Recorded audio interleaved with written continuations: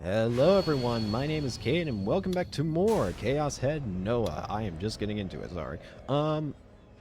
Last time... last time wasn't anything too serious. You know, just being told you don't exist and being given actual proof of the statement. Yeah, so nothing serious. Anyways.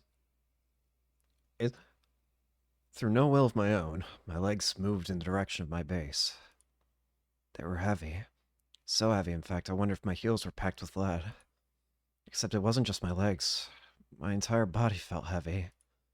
Despite how hard it was to move, I kept telling myself that it was proof that my body existed.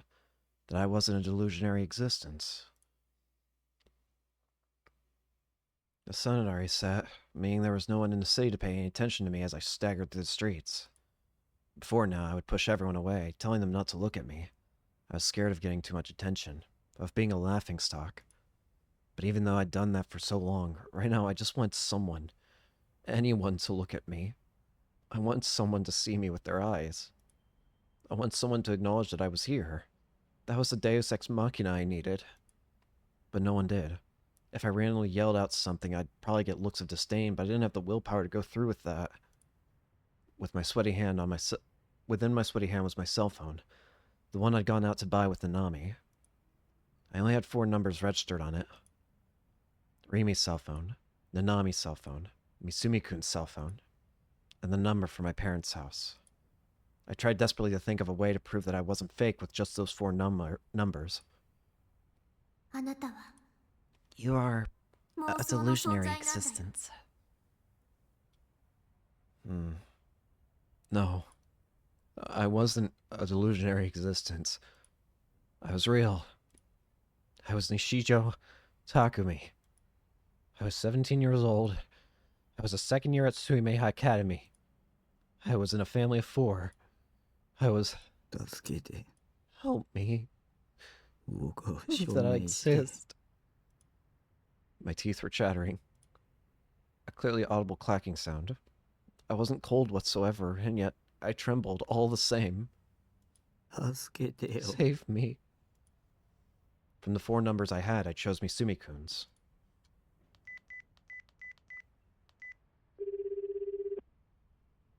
Hello?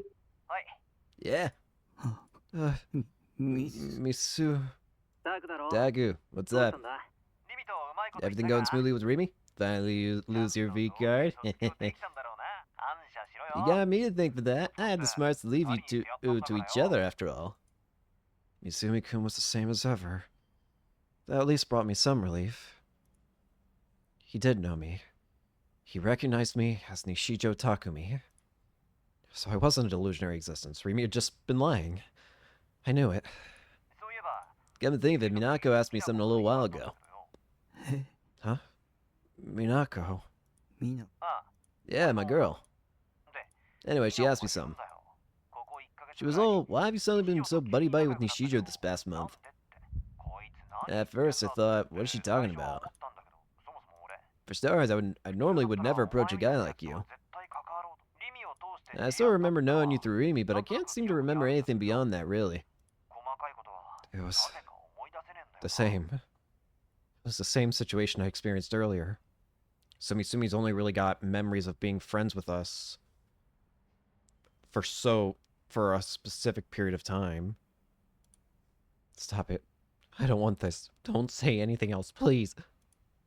You could have just talked about girls like you always do. So why today of all days did you have to... Excuse me. It's Aku. When did we become pals again? I got too freaked out, so I instantly hung up. I felt like I was about to cry. Yet no tears came. It simply felt like my heart was being torn to shreds. Next, I decided to try calling home. No one's gonna pick up. Despite how hard my fingers were trembling, I somehow managed to select the number and press the call button. Nanami had registered this one. I hadn't put it in myself, so there was no doubt the call would go through. Considering what time it was, would my dad be home? Had my mom left already? Was Nanami there?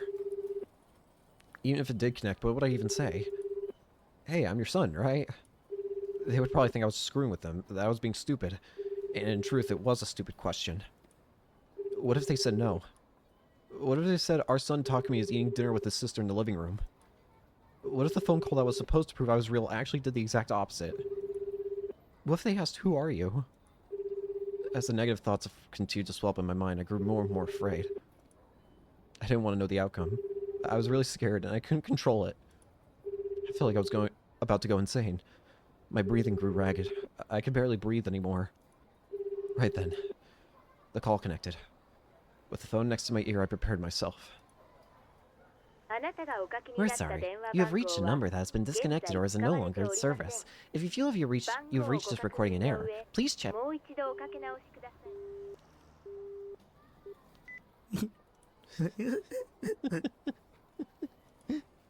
No one would prove that I was me. There was no one that could. I wanted to die. Raising my head, I noticed Yamanote Dori in front of me, with lots of cars coming and going. Don't. Oh dear. No. Oh no. Oh, I was about to say, why am I not able to save? I'm scared. I'm very scared.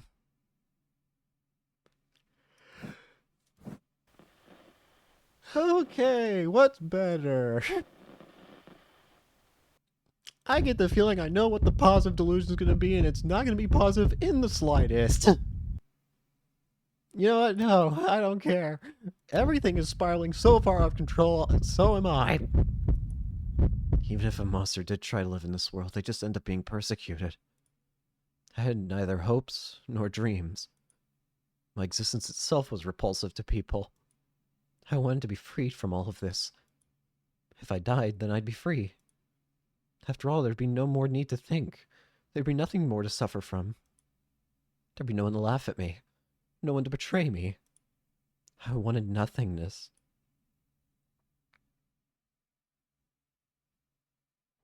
I brought my heavy legs one step forward. In this place free of traffic lights, I staggered onto the road. I had a feeling that salvation awaited me there. A glaring brightness from a pair of headlights. The deafening, discordant noise of a car horn. The unnerving sound of squealing tires. Come on. Kill me. Kill this fake me, this unsightly monster. With a strong impact on my waist, my body was taken away. I rolled across the hood. A sharp pain. Something hard crashed into the temporal region of my head. My vision went black. The sound of bones shattering rang throughout my skull. I was unable to breathe. It felt as though I was underwater. I was tossed up into the air, and then I fell back down. Wrong button. My limbs writhed in pain. It felt as if the pain was burning away my nerves like fuses. I can finally die. When I opened my eyes, I was standing on the sidewalk. The road that I'd just been run over on was right in front of me. I checked my body. There were no wounds, no blood gushing out. I didn't feel any pain either. I even thought that I'd become a ghost. I wanted it to be true.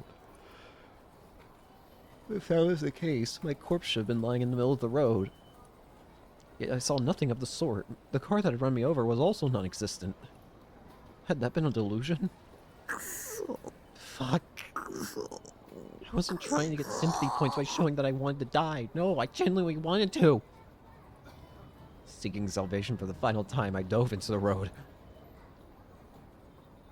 A glaring brightness from a pair of headlights.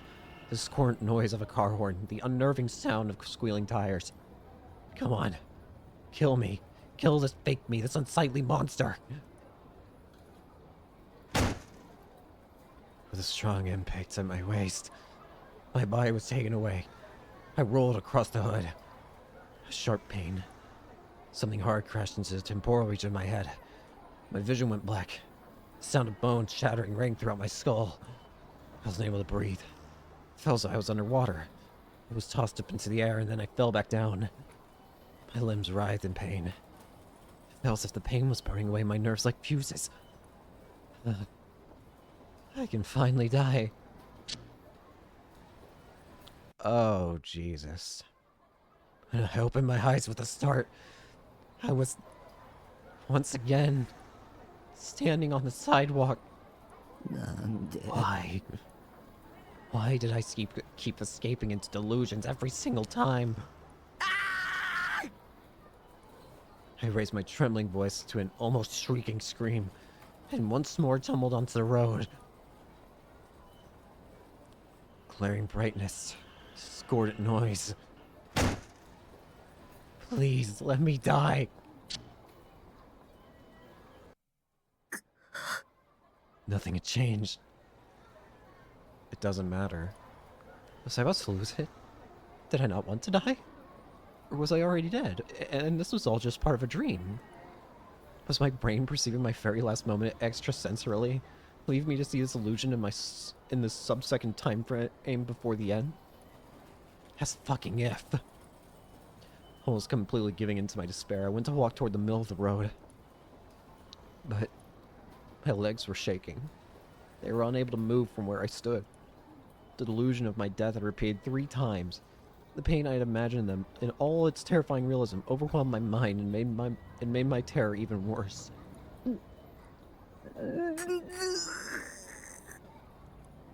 I didn't understand. I couldn't grasp my own feelings anymore. Did I want to live? Or die? Which was it? I want to die. I clenched my teeth, closed my eyes, and repeated to myself, I want to die. And with that, my legs finally moved forward. Even with my eyes closed, I could tell that the headlights were shining on me. The sound of the horn pierced my ears, and the squealing sound of tires got closer and closer with immense speed. Please, just run me over.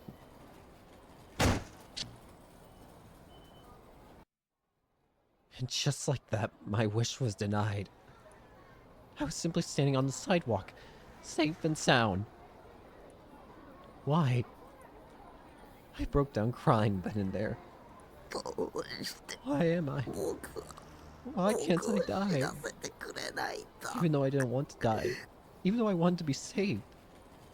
Please, just release me from this shitty game. Jesus. As Sakihata Rimi walked beneath the Shibuya Station underpass, she took out her cell phone. Is she gonna talk with Shogun? She walked straight here right after parting ways with Takumi. She then selected the number registered in her address book as Nana-chan and placed the call. Nanami.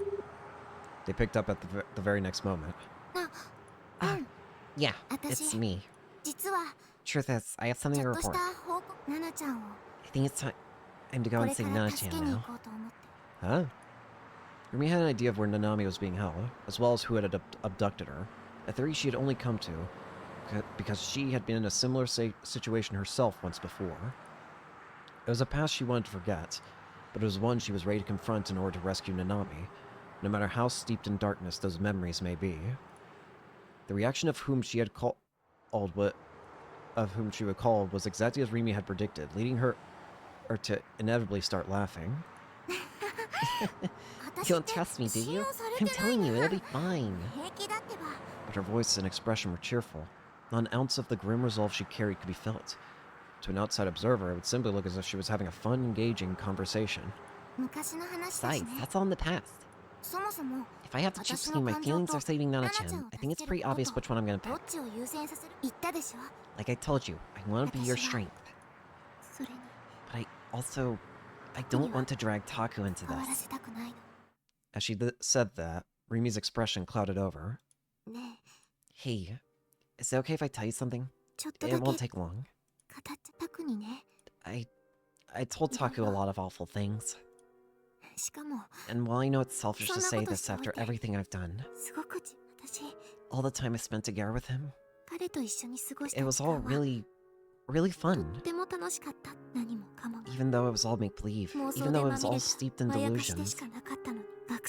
My school life, Taku and I going to that school, being friends with Daichin, me trying hard to stay by Taku's side, and even Taku's existence itself. Little by little, Rimi's pace slowed.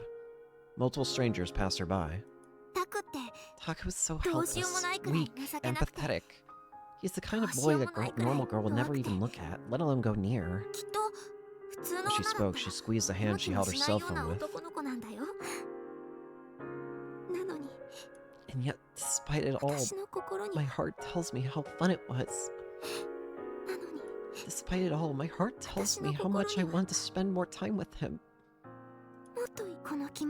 What do these feelings mean?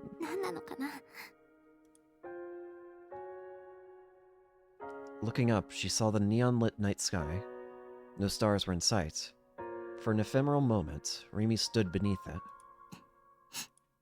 A slight smile rose to her face when she received a response. Well, I've gotta hang up now. He'll be fine, really. You don't have to worry about Dave. I promise. I'll put an end to everything myself. Okay. Takumi? The real Takumi. Shogun. Right? I think it is exactly as I had imagined before. At least that's what I'm assuming that's what I'm assuming is true. I really do think, again, I had already predicted that Takumi had to have been a delusion, and because so many things just didn't really add up with him. I think the biggest clue as to Takumi not being real, the biggest foundation I have for it is what Yua said about Shogun and Takumi talking at the same time. Shogun and Takumi talking to each other, despite the fact that they would have to be the same person. I feel like that alone is that was the foundation of my belief that Takumi was a delusion. And again, he has to be a delusion of Shogun, which would make Shogun the real Takumi, Nishijo Takumi. But of course, the question then becomes, what's the point in all this? Why would Shogun create something like Takumi? Did he do it intentionally? Was there a reason why Shogun created Nishijo Takumi? Or was it simply an accident? Was it something that they couldn't control and it just happened all of a sudden? Before they even knew what was going on, Takumi just existed as he did. That's what I wonder. Was this all an accident? Or was this all intentional? And are they trying to work around him, or are they trying to use him as they intended? Having lost all of my willpower, before I realized it, I found myself back in my base. I didn't know how I'd gone here after failing to die at Yamanote Dori. My memory was hazy. This container. Who put it here? And how? It was something I never even thought about until now, but now that I couldn't help but notice how odd it felt. The more I thought about it, the more the feeling encroached upon my mind. The moment I closed the door, the room went pitch black. Leaning against the door, I simply stood there, still as could be. Inside the quiet room, all that could be heard was the sound of my shallow breathing and the hum of the fan inside my PC. I thought that maybe surrounding myself in darkness would make things easier, since I wouldn't have to be conscious of my pitiful self. But it had the exact opposite effect. Unable to see anything and with nothing else to listen to, Rimi's cruel words from before repeated endlessly in my mind.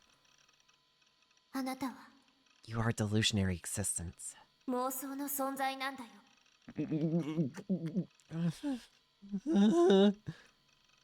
own moans disgusted me more than ever before. I felt nauseous. I was already a disgusting freak even before all this, but if my very existence itself was warped, I was already beyond saving. I wanted to disappear completely. As I tripped over the trash scattered across the floor, I stumbled my way to the end of the room. I turned the lights on, scaring away the dark. I then grabbed the Seraton figure, post-awakening version, that just so happened to enter my line of sight and sat down into my chair. I brought her close to my chest. She was really small. She was really hard, too. She didn't breathe, nor did she speak. She didn't have the warmth the 3D girl had. Oh god. Despite that, she was all I had left. I don't feel happy. Remy had left me. I didn't know where Nanami was. Sana had attacked me. Kazubi hadn't protected me. Yua was my enemy. And Ayase was hospital heist. These were the only girls I knew the names of. And none of them would do anything for me.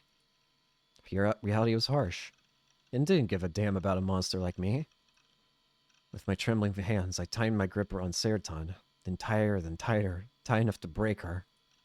I wanted to disappear completely.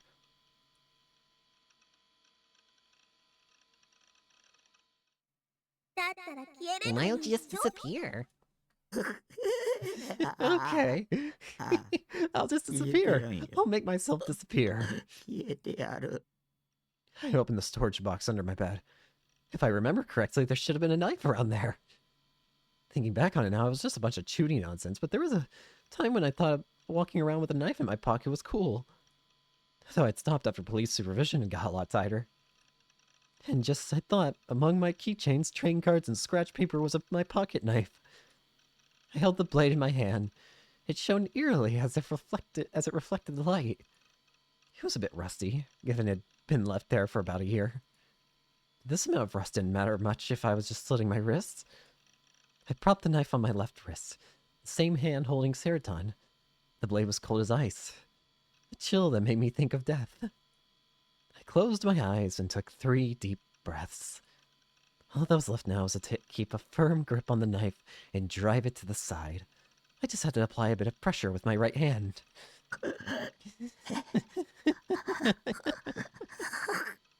My fake heart pounded and pounded. My pulse skyrocketed, even though I was just a fake. It felt as if ice was being poured into the center of my head. The trembling refused to stop. It only got worse and worse with each passing second, even though I was just a fake.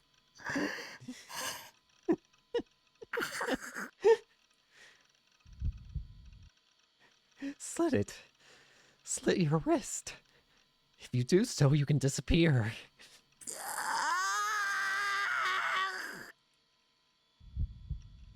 I raised my voice in an attempt to muster up the will to die. Slit it. Slit it, slit it, slit it, slit it, slit it.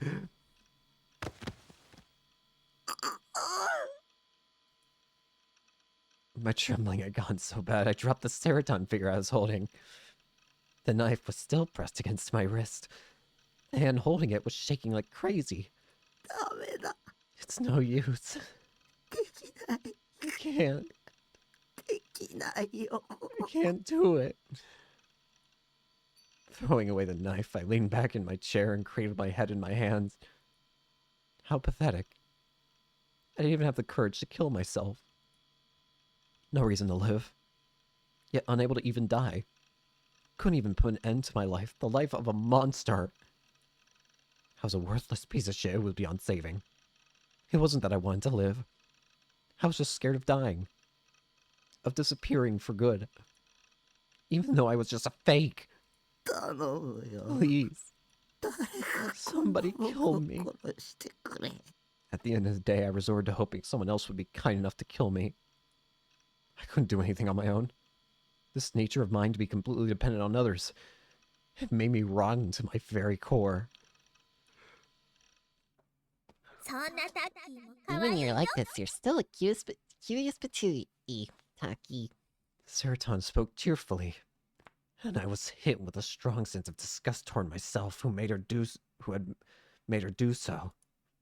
I'm such a fucking disgrace.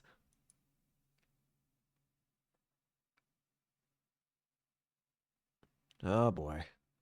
Human presence quickly faded from the hospital, cloaked in night. Perhaps after taking in all the life and death during the day, it took this time to regain balance.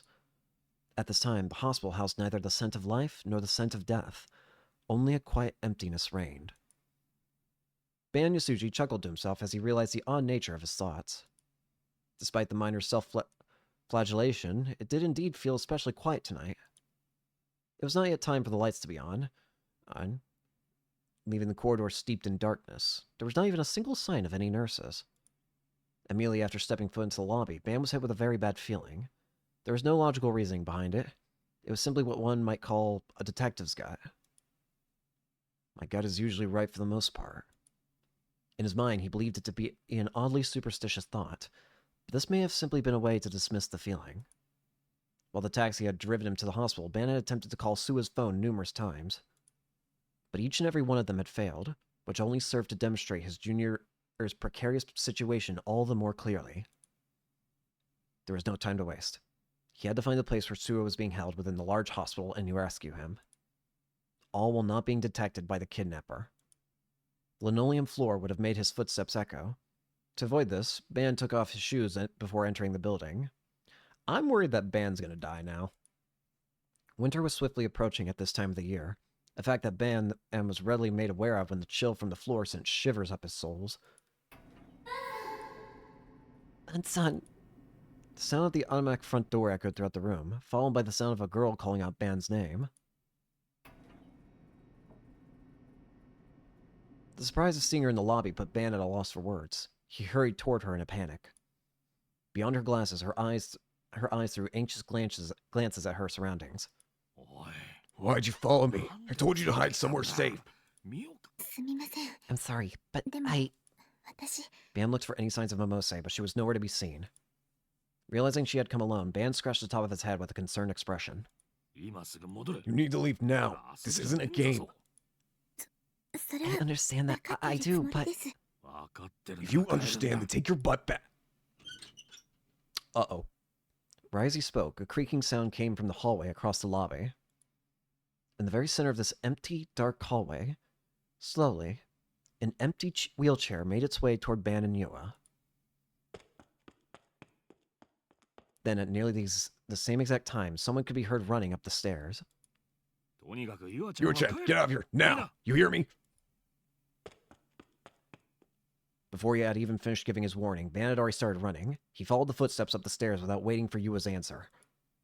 Given his typically languid demeanor, the speed at which Ban moved was like nothing anyone could have imagined.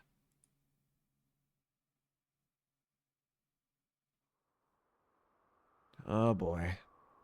As he followed the footsteps, Ban found himself on the rooftop of the outpatient ward. There were lines of shrubbery installed on the rooftop, forming a garden of sorts. It was most likely a space of healing for the patients there, but regrettably, as the lights were off, Ban could not see what kind of flowers were blooming here. Given the fact that Ban was on the roof, it was only natural that the wind would blow strong. With ragged breaths, Ban quickly surveyed his surroundings. Without a shadow of a doubt, this is where the man behind the footsteps must have run. But now, he was nowhere to be seen. Was I led here on purpose? The man had fled while causing sounds that had seemed purposeful.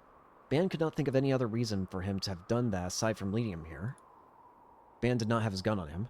As he was apprehensive about being unarmed, he looked for something that could serve as a weapon, but to no avail. With a gulp, he wiped away the sweat on his forehead with his fingers. Step by step, he made his way to the center of the garden. Here and there, Ban could see a few hiding spots tucked within the shoulders of the shadows of the benches and shrubbery. He put himself into a fully alert state, one in which he could respond to a potential attacker no matter what direction they came from. The garden was set up in a circular fashion, with benches placed around it in accordance with its shape. Ban strained his eyes as he looked at each bench in order, and on one of those benches his eyes landed upon a strange object. Keeping a close look on his surroundings, he slowly approached the bench, and as he got closer to it, its shape was made clear. Oh. It was around the size of a soccer ball, round and dark. It was a severed human head. Ban, who had investigated countless murder cases involving dismemberment in the past, quickly recalled an image of a photo he had once seen before. The bad feeling in his chest grew stronger and stronger. Recognizing the possibility of it being his junior's head, vengeful anger and furious rage toward the perpetrator bubbled from within. Ban gritted his teeth and drew even closer to the bench. The object did not move a single inch. The wind of the night continued to blow.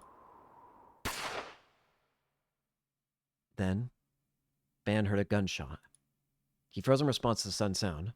Normally, the detective would duck and investigate the direction the sound had come from, but he was unable to do even that. No. In actuality, There was no need for him to do that anymore.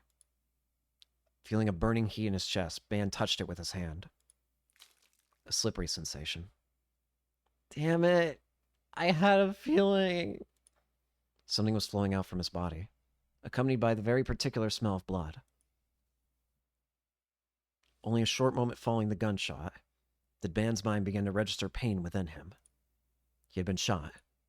The moment he realized this, all strength left his legs. Oh. Unable to remain standing, he collapsed to the ground. But who? Oh! The footsteps from earlier were approaching him. As his vision grew blurry, he desperately looked up at the person drawing near. A dark shadow, with a gun in its hand. A shadow so dark, Ban could not recognize its face. Man. A voice came. I told you to back off, but you just couldn't help yourself. A voice he recognized. A real shame, sir. Ban, collapsed in a heat, was met with the ridicule of one man, Sua Mamoru. Sua, you shot me?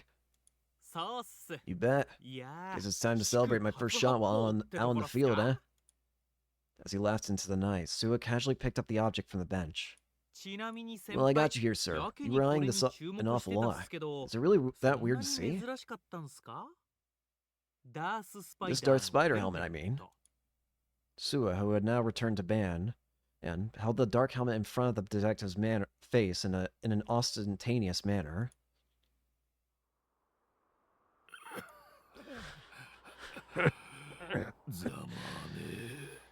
Serves me right. As Ban laughed, his vision grew blurrier and blurrier. Both his arms and legs felt extremely cold. His chest hurt, but not just from the physical pain. He also felt an intense gaze upon him, but he had no more strength to conclude whether it was Sua's or someone else's. Knowing that his life would only last a few more minutes, Ban forced his growingly heavy body to face upward. With arms and legs outstretched, only the night sky lay above him. A sky overcast, with no stars to be seen. But even if there were any left in the sky, Ban had long since lost the ability to see them. After a few coughs, the taste of blood spread through his mouth. So, got a word. You're a schmuck, and you're still a hopeless kid. Boneheaded schmuck of a detective. Beyond help. But still, I never once doubted you. You're giving us way too much trouble, sir. Nothing I can do about it. I get what you mean. Ban's breathing grew increasingly shallow. Only a faint wheezing sound could be heard leaking from his throat. Before long, he would be unable to perceive anything anymore. Who the hell are you? With his consciousness fading in and out, Ban spoke one final question, and in response, Sua pointed the muzzle at Ban, then gave his reply. I'm a bona fide wizard. You schmuck. Before either of them could realize it, the wind had stopped blowing. The darkness had quickly turned into a place of serenity, and within it, two figures remained frozen still. But that too remained only for an ephemeral moment. Sua's finger, now curled around the trigger, slowly moved inward. May the divine light save you, sir.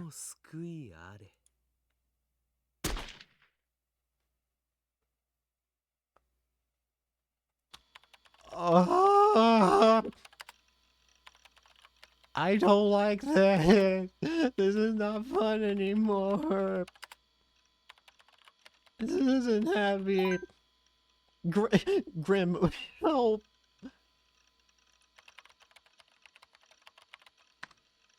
Kill me. Come here. What? Lol.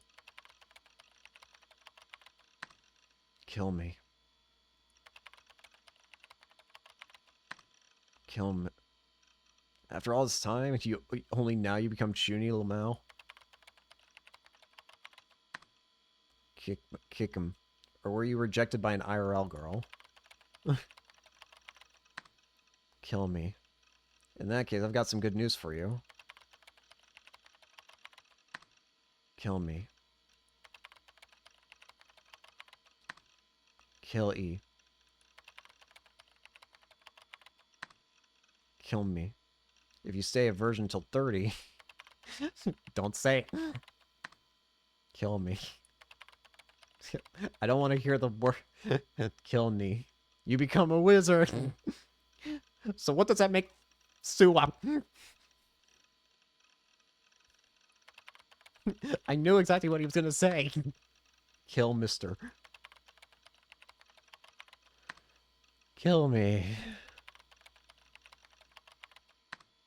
Kill me. That's a pro tip. Thanks, Grim. Kill me. Kill Mister. Speaking of pro tips. Kill me. Apparently there's gonna be a festival in about an hour. Kill me. Or no, kill me. Kill me. It'll be at Shibuya Scramble Crossing. Kill me. Kill me. Grim, are you not going to question this? Jeez, you're not.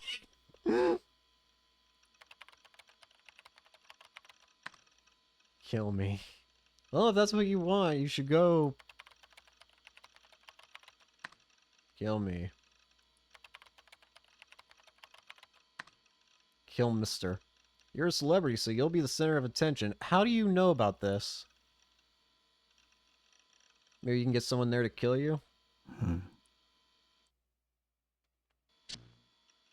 Turning off my PC monitor, I hugged my knees with my arms. Someone, please, kill me. Big bro. Do you hear me in there?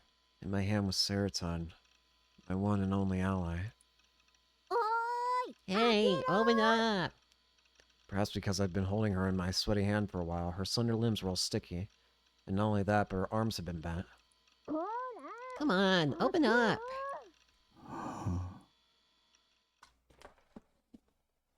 I don't know. That voice. I'm scared.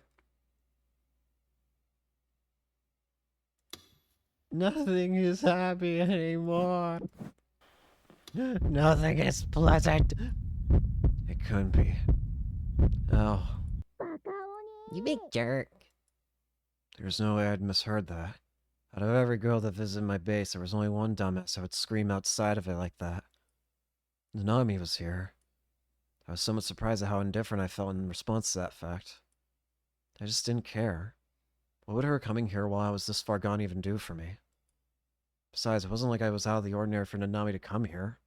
Hadn't Remy said she was going to rescue her anyway? If you open the door enough, then you're really mean. The noise was just starting to irritate me. Just leave a monster like me alone. Nanami should have been focused on her right hand, not me. Not that I knew what had happened to it. I didn't have it in me to talk to anyone anymore. Hey! But she was being too loud, so I was forced to get up from my chair and head for the door. The door seemed oh so far away to me, which made me realize I was scared to see her. I made a mistake. I've made a mistake. I want to go back. Can I go back? I don't want to open this door. Please don't. Don't. Nope. Don't like it. Don't like it. Don't like it. She's rotting. Without a shadow of a doubt, the one before me was Remy. But for some reason, despite the fact that it wasn't raining, she was drenched from head to toe. One by one, drops of water continuously fell from the hems of her uniform. Her head hung low, and with her face hidden by her bangs, and I couldn't see her expression. She didn't speak a word, as if her previous anger she'd been showing had been a complete fake. Suddenly, Nanami sluggishly extended her right arm toward me, and when I looked, there was no hand to be seen. Her sleeve was covering it, and I couldn't see it very well, but I knew for a fact she had no hand. Big bro. In an uncharacteristically low voice for her, she spoke. Big bro. Slowly, Nanami raised her head. Her skin was desiccated and deathly pale, and her lips were a deep purple. Her eye sockets were empty. There were no eyeballs within them, only a deep black. And within one of those cavities, a single maggot came crawling out. It was a corpse. Nanami's corpse, moving and talking. Big bro. Nanami's left hand, which had given off a rotten stench, grabbed me by the neck. It was cold enough to make me shiver. Her grip was not normal. It was too strong to be a girl's, or even a guy's for that matter. Very few men could be so strong. It felt as if my neck was breaking apart.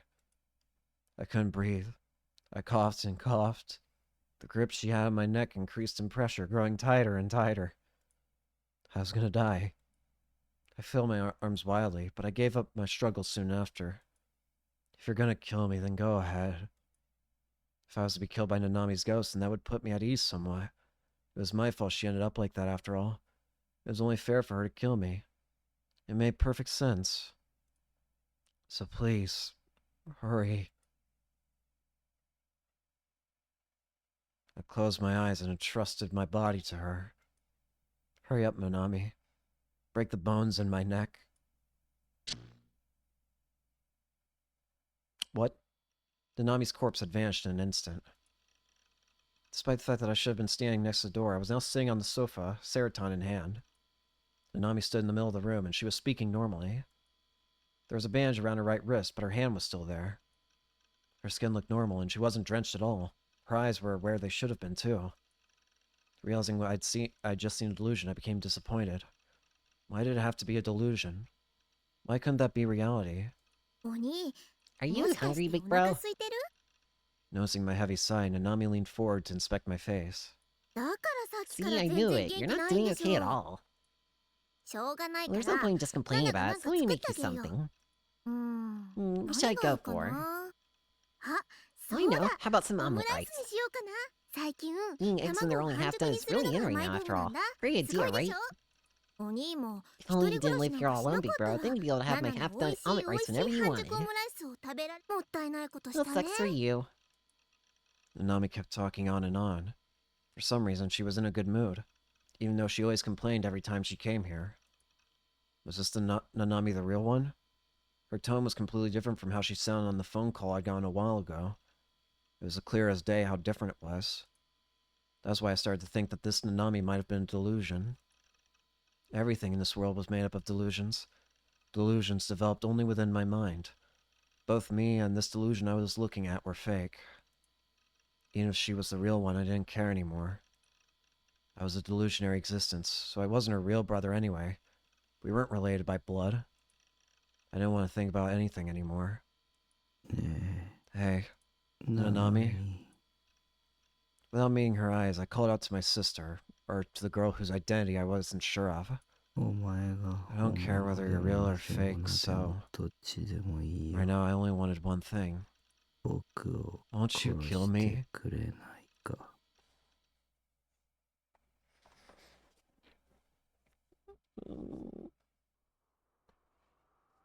Oh god.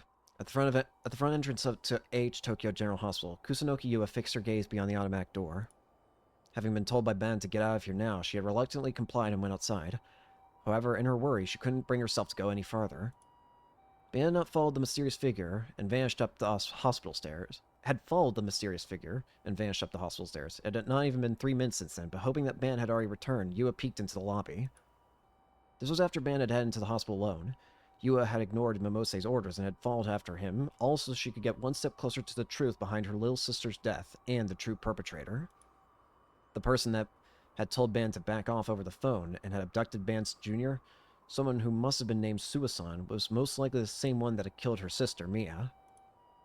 That was the feeling Yua had, and as such, she had been unable to hold back her impulsive emotions. Despite Ban's various warnings about the dangers of involving herself with this case, Yua had come nonetheless. Moreover, it was not as though Yua would be able to achieve anything by coming here. She was nothing more than a powerless high schooler, after all. Somewhere in her mind, Yua hoped that Ban would simply come running gallantly back after apprehending the culprit. If that happened, she would have the opportunity to question them directly. Why did my sister have to die? That was the one thing Yua had to ask. Suddenly, Yua felt a gaze upon her. She nervously scanned into her surroundings.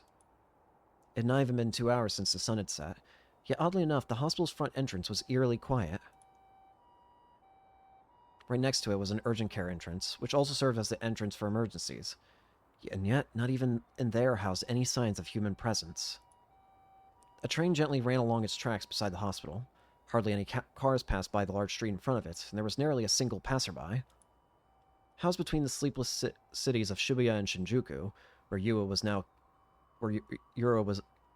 now, was akin to an abyss of darkness, formed in the interstice of two bursts of blinding light. No figure that could conceivably be responsible for the gaze was visible. Holding back her anxiety, Yua placed her hand on her chest and let out a small sigh. Following this, she found herself glancing over at the hospital ward. What? What? There at the entrance to the hospital ward stood a single girl. The lights were out, rendering the area very dimly lit, and yet the girl's figure was clearly visible amid the darkness. Mia-chan. Mia-chan? Without intending to, Yua whispered that name. Her sense of reason told her it was impossible, but nonetheless, she could not keep those words from escaping. Oh god. The girl was a mirror image of her. A mirror image of her twin sister that was no longer of this world. Moreover, Yua recognized the clothes she was wearing. She knew, almost for a fact, that they were her sister's clothes. The possibility of her perhaps being a ghost filled Yua with fear. Fear that made her hair stand on end. Suddenly, the girl turned and headed for the automatic door marking the entrance to the hospital ward. The moment she grew close enough, the door quietly slid open. It isn't a ghost. Yua was in shock. But before she could register anything more, she promptly ran after the girl and into the hospital ward. Oh no. Inside, perhaps due to it being past closing time, it was even quieter than outside. Each time Yua took a step forward, her footsteps echoed forth into the depths of the corridor. It had been just the same in the outpatient ward, but the fact that it was even quieter here made her very uneasy. The girl had disappeared up the stairs. Yua heard the faint sound of laughter coming from ahead. It's like a scene straight from a ghost story. With that on her mind, Yua cautiously made her way up the stairs, step by step. She arrived at the second floor. Glancing around the corridor, she did not see anyone, something she had expected. But just as she was suspecting that it may have been a mere illusion... A girl's laughter sounded from the floor above. That voice and the sound of its laugh were identical to what Yua had heard time and time again in the past. Climbing to the third floor and looking down the corridor, Yua saw a girl with the same face as her standing there. One of the victims of the first New Gen case, the group dive. Her little sister, who should have died 2 months ago. This is not okay.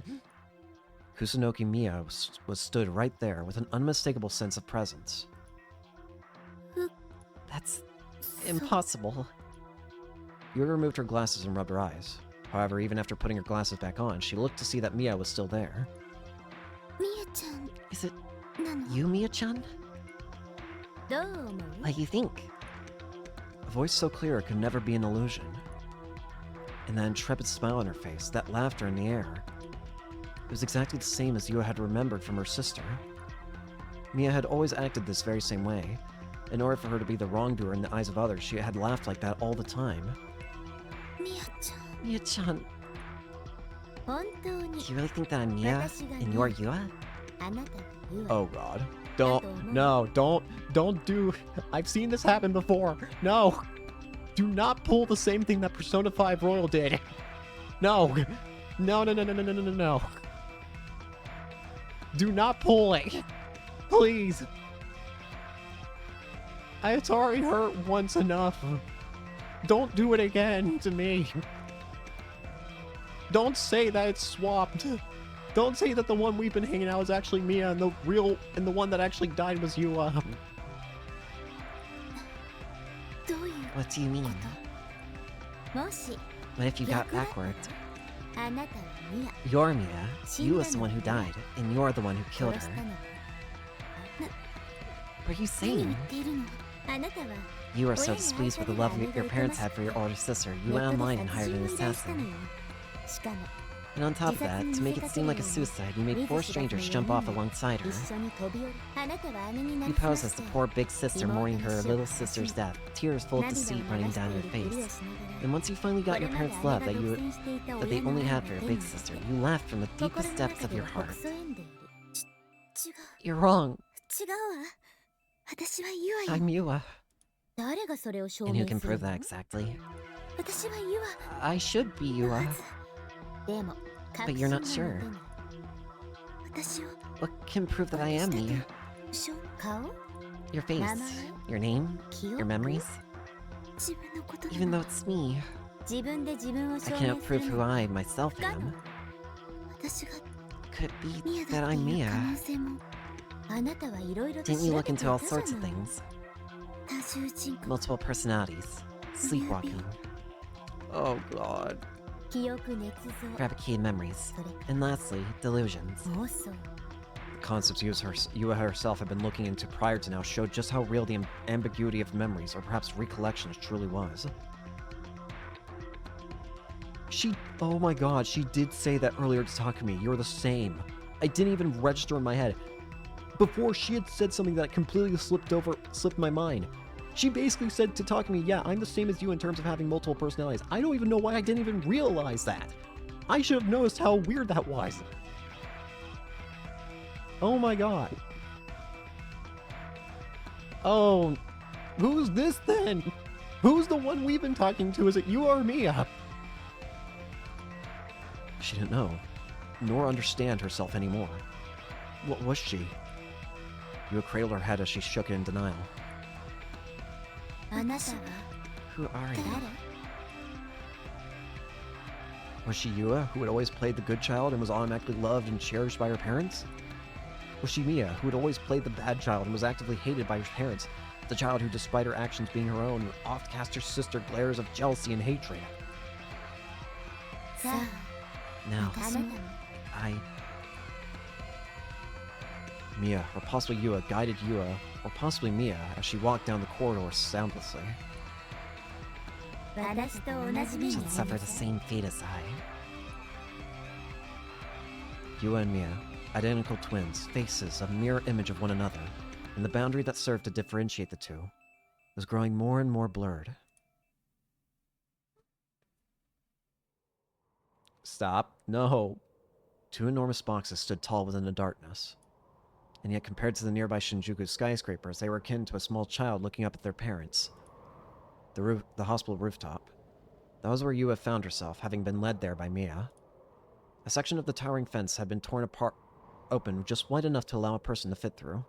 Whether this was an intentional effort, none could say. Mia and Yua, after moving through the torn section to the outer side of the fence, both now stood at the edge of the roof. Before them, the outpatient ward. As that location was lower than the hospital ward, the entire breadth of the roof garden was visible to them. Is she gonna die too now? However, the lights were still turned off, so even if there were people there, Yua would be unable to know. The wind blew strongly on the rooftop. The gale made Yua and Mia's soft hair flutter, along with the hems of their clothes. 私たちは In the beginning, もともと we were both one. 一つだったんだからまた So now we are simply returning to one again. 一歩を踏み出せ Should I take just one step? あなたは You shall become me. Yua, her eyes vacant of all light, mechanically whispered those emotionless words. Spreading her arms wide to maintain her balance, she endured the upward rising wind. Beside her, Mia, arms spread just as Yua's were, looked at her sister and smiled. 耐える必要なんてない You don't よ have to endure it for too long. That's the same expression. Oh god. あなたは But you do 私 have to の learn what 痛 it みを feels 知らな like. くちゃならない My pain. さあ So time to 飛んで jump. そうすれば That way, both you and I will 私 share も the あな same たも pain. 同じ私は Which どっちなの am I? Me? 私 You? あなたそれを聞いても意 There's 味 no は point in ないわ asking that. どっちにしたっ No て matter which it is. 私は飛 You ぶ will jump. All hesitation left within you disappeared. And so, moving her foot forward, she... A gunshot tore through the dark night. And with a start, Yua came to her senses. Realizing where she was, she let out a frightful scream. The sheer height of where she stood immediately disoriented her, making her lose her balance. She very nearly fell, but in her desperation, she shot her hand toward the fence behind her and grabbed onto it. Because of this, she successfully managed to avoid being met with a terrible fate. The gunshot had come from the roof of the outpatient ward, leading her to look out at it once more. In the circular clearing on the roof garden, she managed to spot multiple figures. There were two of them. One was on the ground, and the other stood beside them. So Ban's death, in a weird twist, Ban's death actually ended up saving Yua, because the gunshot shook her out of that trance that she was in. バンさん Bansan? Had the detective shot someone? Or had the detective been shot by someone? 何をしてるの What are you doing? どうして私と Why 同 won't じ you 痛み suffer を the 味 same わおう pain と as し me? ないのそんなの卑怯 You're よ such a coward. ず Do る you いわ realize how unfair that is? ミヤちゃん Mia-chan. 違うわ No, 私は I'm ユア Yua. よユアは But I'm Yua. ミヤはあ No, なた you're Mia. あなたは一体 What on earth are you? 何なの私はあ I な am た what の you 望 wished んだ for. ものあなたは私 You の are 望 what ん I だ wished もの for. Mia reached for her sister, placing her hands around Yua's neck, then began to strangle her. Yua felt strong pressure on her throat. She could no longer breathe. This is the Yua that we saw, that Takumi ended up meeting, I think. Mia was no ghost. She definitely had a body of flesh and blood, and now she was strangling Yua with it. お願い Please die 死 for んで me. よ今日ぐらい Just this once, 私 do のお this for 願い me. を聞いていつも我 I've 慢して endured きた this んだ all から alone for far too long. Yua's vision grew crimson. She reached her hands out into the air in front of her, but found herself unable to grasp anything. I'm going to die. Awash with most extreme dread, using her whole body, Yua called upon strength she did not know she even had as she tried desperately to break free from Mia's grasp. But Mia was too strong. Yua was unable to move her even a single inch. Even Yua's thoughts were dyed crimson. It felt as though her consciousness was being coated in a layer of viscous blood. In a desperate frenzy, she shook her head so violently her glasses fell from her face. And from that point onward, to an outside observer, Yua and Mia were no longer distinguishable. It did not matter who killed whom. The result was arbitrary. If Yua died, all Mia had to do was become Yua. If Mia died, all Yua would have to do was become Mia. Feelings of resignation steadily spread throughout Yua's heart. Before her eyes was Mia's, or perhaps Yua's, face, seeping with anger. Not wanting to see such a sight, she looked away. And what vaulted into her red field of view was the shrubbery. The shrubbery and the flowers adorning the roof garden.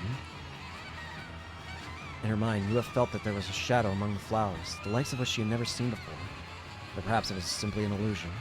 She dropped her glasses in the struggle after all. There it is. It's as I thought. Yua does get a D-sword. There it is. However, no longer able to breathe, and suffering from so much pain, a faint sense of peace gradually rose from within her. Despite her thoughts of simply surrendering herself and peacefully passing on, her instinctive desire not to die denied her of that peace.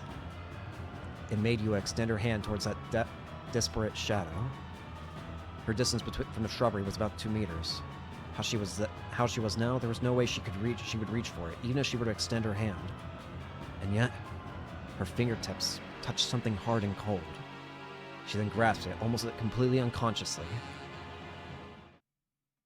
The second she did, Kusunoki Yua's consciousness, right on the verge of fading, instantly became clear, as though the haze had been dispelled from her mind.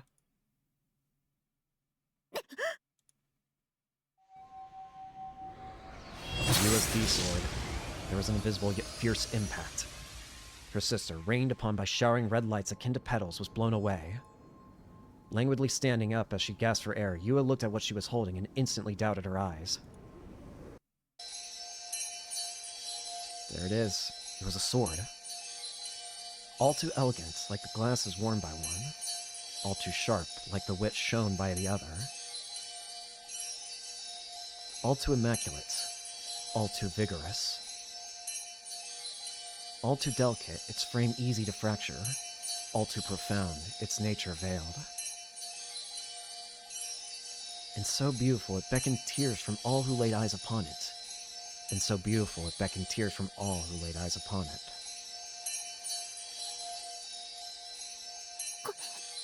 What on earth? The object now in her hands. It reminded Yua of Ayase's sword that she had seen at the overpass, and of the sword that Ban had spoken of, Seina's.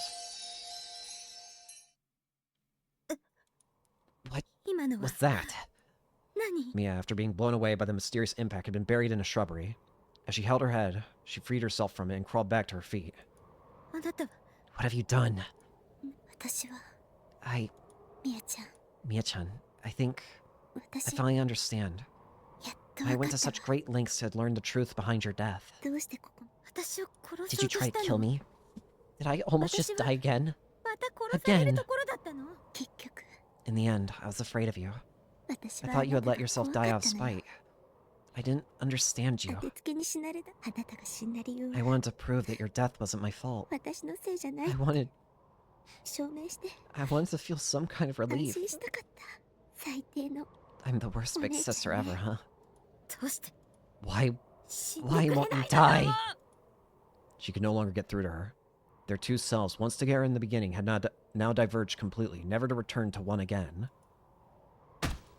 Mia reached to grab her once more. Reminded of the pain she had experienced before, Yua's trembles of dread returned, leading her to... No! Brandished her sword. It carved a sharp trail, and then cut the ghost in half. Mia's movements came to a halt, and with a look of shock on her face, she traced the wound of gouged flesh within her hand, beginning from the left side of her torso and ending all the way at her right shoulder. No blood sprang forth. Mia-chan died 2 months ago. So if that's true, who are you? Countless particles, large enough to be seen by the naked eye, came flowing out from within Mia. Her body, now enveloped in bubbles, gradually collapsed to the ground as her silhouette faded and faded. It cut away the delusion. It was now transforming into something else. Yua, with feelings of incredulity, saw what it was. After a moment's wait, a man with an impressively large physique appeared in Mia's place. He was wearing a denim shirt, jeans, and a rucksack on his back. Yua had never seen the man before. Who are you? Why did you turn to Mia-chan? How did... Yua backed away in confusion, still holding her D-sword. The man was similarly bewildered. He had likely not predicted that he would have been uncovered, leaving him to act in a very clearly frantic manner. I'm the one who's confused here. Practical maniac? Nobody fucking told me. Shit, what do I...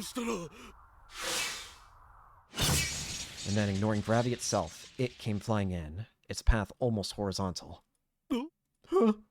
By the time the man looked behind him, it had already perforated the rucksack on his back. Ayase? And from that same rucksack, a pale flash of light surged. The man, as though he had just received an electric shock, stiffened up like a pole. His eyes shot open wide, and only a moment later he lost consciousness, falling face first to the ground. He foamed at the mouth, and every so often his body would twitch. The object that had pierced the rucksack was a sword quite like the one Yua had obtained just a moment ago, with beautiful curves adorning its every edge. Yep, it's Ayase. This is... Yua remembered the sword. She had seen it once before. A single presence approached her. Yua raised her head. Someone then emerged from the darkness. I was curious about what was transpiring, but to think the disturbance would be so great. Kishimoto-san... Without a change in her expression, Ayase glanced at the sword Yua held in her hands. I can feel it. The greater will. So that was the meaning behind why I came to stay in this hospital.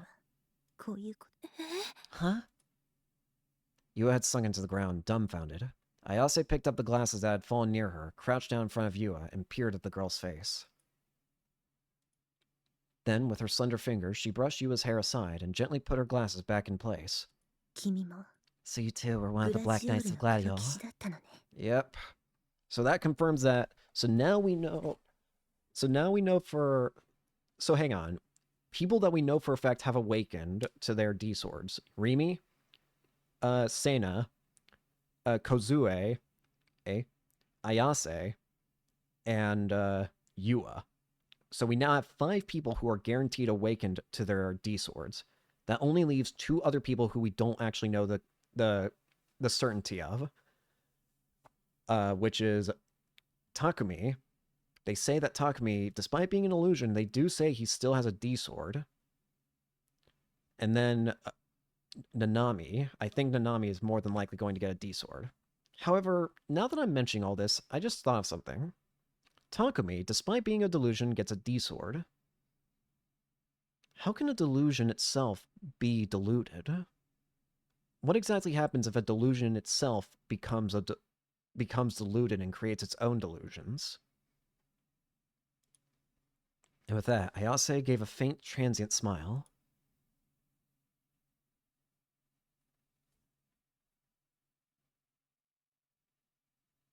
Won't you kill me?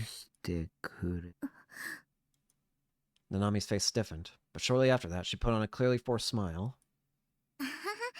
I swear, you always tell the worst jokes, big bro. That reaction wasn't like her. Normally, she wouldn't just laugh it off. She'd angrily yell, "Don't say that, you dumb jerk!" Then spend the next few minutes reprimanding me. This is the same thing it's the same thing as what just happened to Yua, isn't it? This is not actually Nanami. This is like some guy who's using a rucksack to pretend to be her. Well, not that it mattered. I didn't care. If she wouldn't kill me, I had no more business with this Nanami. She could just up and vanish for all I cared. I locked eyes with Seraton. If only Seraton was in the 3rd dimension, she would have gladly granted my wish. If I was going to be born a delusionary existence anyway, at least let me have been born in the 2nd dimension. Hey, jokes aside, I have something I need to tell you. So, that bingo you gave me, I lost it. I know what you want to say. Why weren't you more careful? But that's the thing. I was. I really, really treasured it. But I still have no clue where I lost it. What, you treasured it? Seriously? Incredible. Genuinely fucking incredible. Comedy gold, really. Besides, I gave you it, didn't I? So it's worthless anyway. I'm not a delusion. I'm not a delusion. Besides, the fact that I'd given Nanami the bangle in and of itself was suspicious. It could have been a delusion too, for all I knew. That was why nothing in this world was worth anything. Each and everything in my memories was worthless. I'm not a delusion. I'm not a delusion. It was the first present you ever gave me. Why did I have to lose it? I'm not a delusion. I'm not a delusion. Big bro, are you listening to me? I'm not a delusion. I'm not a delusion. Why are you always like this? Her head hung low and her fist clenched tight. Nanami let out a faint whisper. Why can't you just show your reliable side every once in a while, like a good big brother would? What now? If you're here to criticize me, you're wasting your time. After all, I'm a delusionary existence. I'm not a delusion. I'm not a delusion. All I did was stare blankly at Seraton's smile. There was no reason to listen to Nanami. It was all pointless. After all, I was just a delusionary existence. Every day up until now, I've always tried my absolute hardest, all telling myself I have to hang in there, but I just can't help it. After going through so much, even I want someone to take care of me sometimes, to spoil me. No, not just someone. I want to be you, big bro. I'm not a delusion. I'm not a delusion. You're my big brother, after all. I can't do everything on my own. There's things I'd like to rely on you for, you know? I'm not a delusion. I'm not a delusion. I know you don't like being told to do stuff, and you're always slacking off anyway, so I guess there's no point in trying to change that. Wait, that's not what I'm trying to say.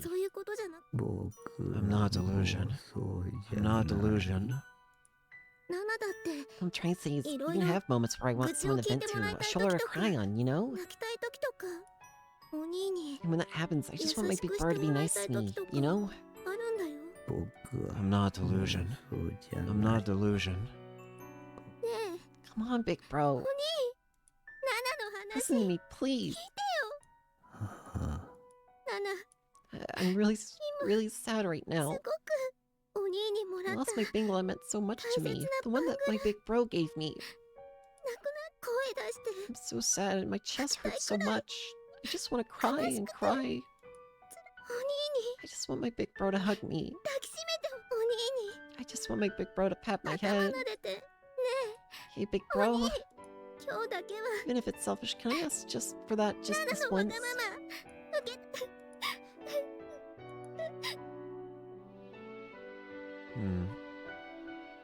Raising my head in a daze, I saw Nanami crying. She was hanging her head low, and while she was trying her best to hold them in, tears ran down her pained face all the same.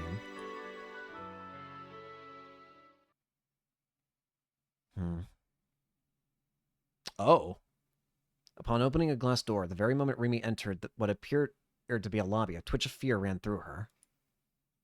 A chill breeze, cold enough to freeze her over, crept up her legs. There was no sign of anyone. A fact that was obvious for this place, and this place alone. And yet when Rimi thought about what awaited her ahead, she could not help but wish that someone could have been with there. Before her was a soundproof door, a door akin to those of a movie theater. From a small crack within that gateway, the chilled breeze came wafting through. The breeze was accompanied by a white haze, a haze akin to the smoke that arose from dry eyes. Rimi fiercely bit down on her lip. In her hands, her D-sword, already reel-booted. It'll be fine.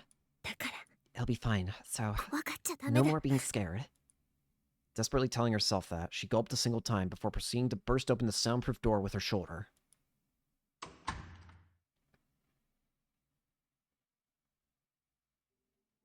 What in the world?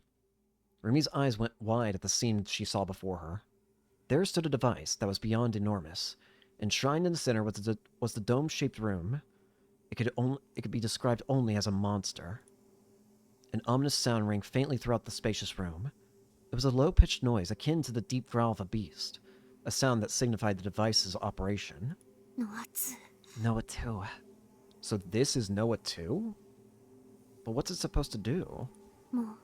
It's already running. All thanks to you. I assume it's... A voice replied to Rimi's vexed murmurs. The moment she heard that voice, Rimi felt her very soul tremble. Are we finally gonna get a proper... Yes, we are! Finally! Sakihata Rimi. It's been 1.5 years since we last met, has it not? We finally get a proper art sprite for this guy. Rimi's instinct was to be engulfed in fear. Shivers rose from the depths of her heart. Abominable memories attacked her consciousness. Her grim past was on the brink of being resurrected. To endure such a threat, Rimi strengthened the grasp on her D-sword and lightly shook her head.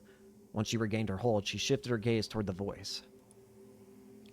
Right beside the enormous device, Noah 2 was him, the figure of a man donned in a suit, and by his side...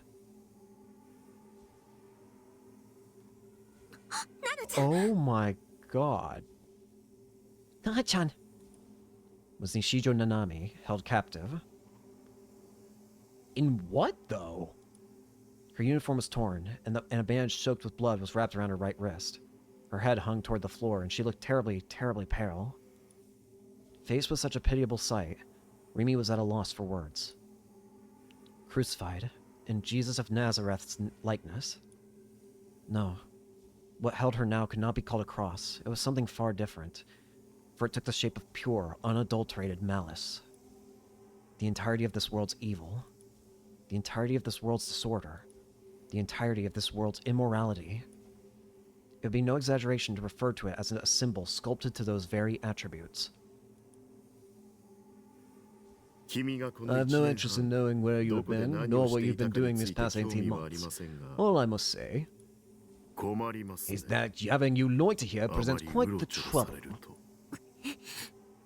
The man, Narose Genichi, spoke in a peaceful tone, but his voice was embedded with the sharpness of a blade. Doing everything in her power not to sink to her knees, Rimi glared back at Narose. Let Nana-chan go. Oh, could that perhaps have been why you came here? To rescue a friend? Let Nana-chan go. She has nothing to do with this. In that case, why not consult with her directly? Narose offer left Rimi confused. She was acting brave, but in truth, the moment she had seen Narose's face, her heart had been seized by fear and her legs had begun to tremble. Unable to move an inch from where she stood, she called out to the crucified Nanami. Nana-chan. The Nami's head ever so slightly stirred. Her eyes, which had been closed until that very moment, opened faintly. She raised her head, and her hollow eyes fell upon Rimi. Rimi-san. You okay? Don't worry, I'm here to save you. In the middle of Rimi's sentence, Nanami's face twisted in pain. Her face was pale, and her breathing labored. What's the point of this? It hurts. My right hand. It hurts. Then, with very little resistance, Nanami's body slid off the cross. Nana-chan. Hey, Rimi-san. Without getting up from the floor, Nanami lifted her head and let her gaze roam about the room, as if she was searching for something. You know my bangle? I can't find it. I can't find it anywhere. She staggered to her feet, and this time she searched her surroundings with her left hand. Bangle. It's a bangle, right? Got it. I know where it is. If we get out of here, we can go get it, Nana-chan. Let's go to the hospital, okay? My hand. It hurts. Why do I know you, Rimi-san? Where have we met before? Rimi-san. Is it you, Rimi-san? Did you take my bangle? No. Why? Why would you do something like that? Rimi, who realized that something was wrong with Nanami, instantly looked to Narose. Is Narose making Nanami see something that's not actually happening? With a scornful grin painted on his face, he simply observed Rimi and Nanami's exchange. What are you showing her? Nanami's gaze was fixed on Rimi. Trembling like a newborn fawn, she slowly stood up, and then she held out her right wrist as if offering Rimi her palm. A bandage drenched in blood. It almost appeared as if her hand were still connected. And yet, one after the other, vibrant scarlet drops fell from the bandage without reprieve. By her feet, a pool of blood grew larger and larger with each passing second. She needs medical attention. Fast. But despite how frantic she was, Rimi was unable to get any closer, for getting closer to Nanami would mean getting closer to that man. It frustrated her greatly, leaving her on the verge of tears. Did you have it the whole time, Rimi-san? Time to go, okay, Nana-chan? This way. Why did you take it from me? Give it back. Give my bangle back. Calm down, Nana-chan. It's my treasure from Big Bro. I won't let anyone else have it. She's gonna pull out a D-sword, isn't she? Give it back. Give it back. Oh no. She's gonna pull out a D-sword. Together with her pained scream. There it is. A single drop of blood fell from her right wrist. Before it had the opportunity to hit the ground, the drop crystallized at high speed. Originating from nothing, with the drop at its center, a mineral-esque object burst into view. It was as if a carapace formed from minerals had ripped through a rift in space. In the blink of an eye, it took shape. What in the world?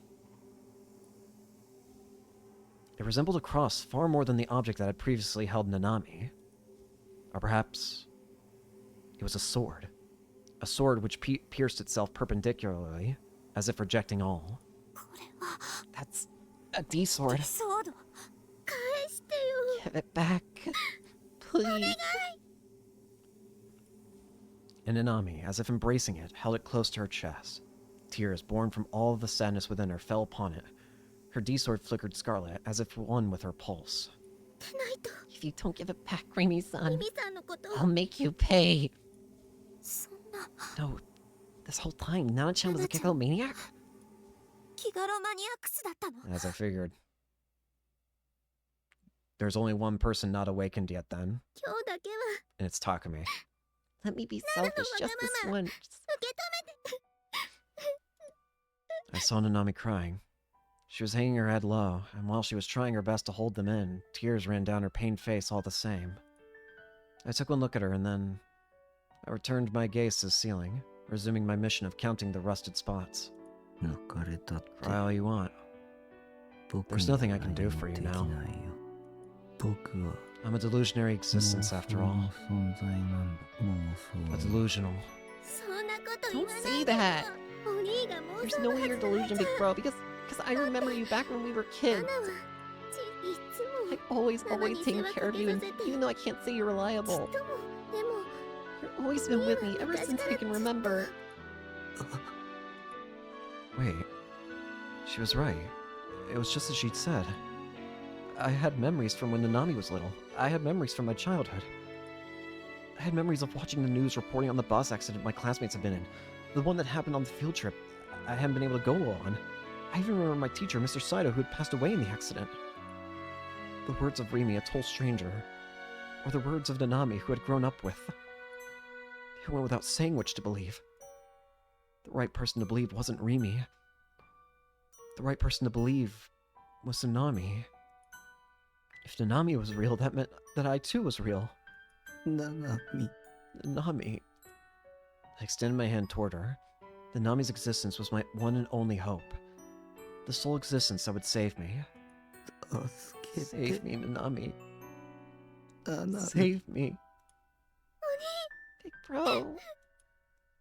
If Nanami's warmth was real, then I could prove that I was real too. Nanami, who had been crying from loneliness, wiped away her tears, looked at me with her reddened eyes, smiled at me with her tearful smile, and 抱きしめて Will you hug me? くれる I nodded. Then again, then again, then once more. By doing so, if I could save Nanami, by doing so, if I could save myself, I would gladly hug this bright little sister of mine, no matter the time or place. I would hug my one and only sister in this world, the one that shared my blood. ななみ Nanami, 助けて save me. I wanted to feel her warmth as soon as I could.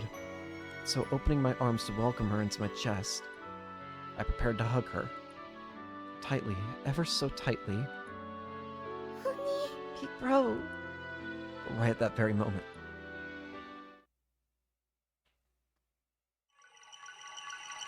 It was an illusion.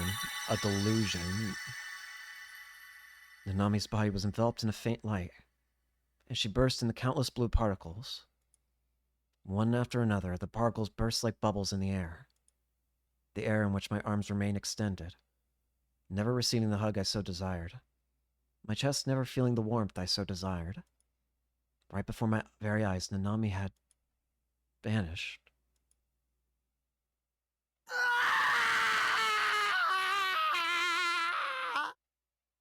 God.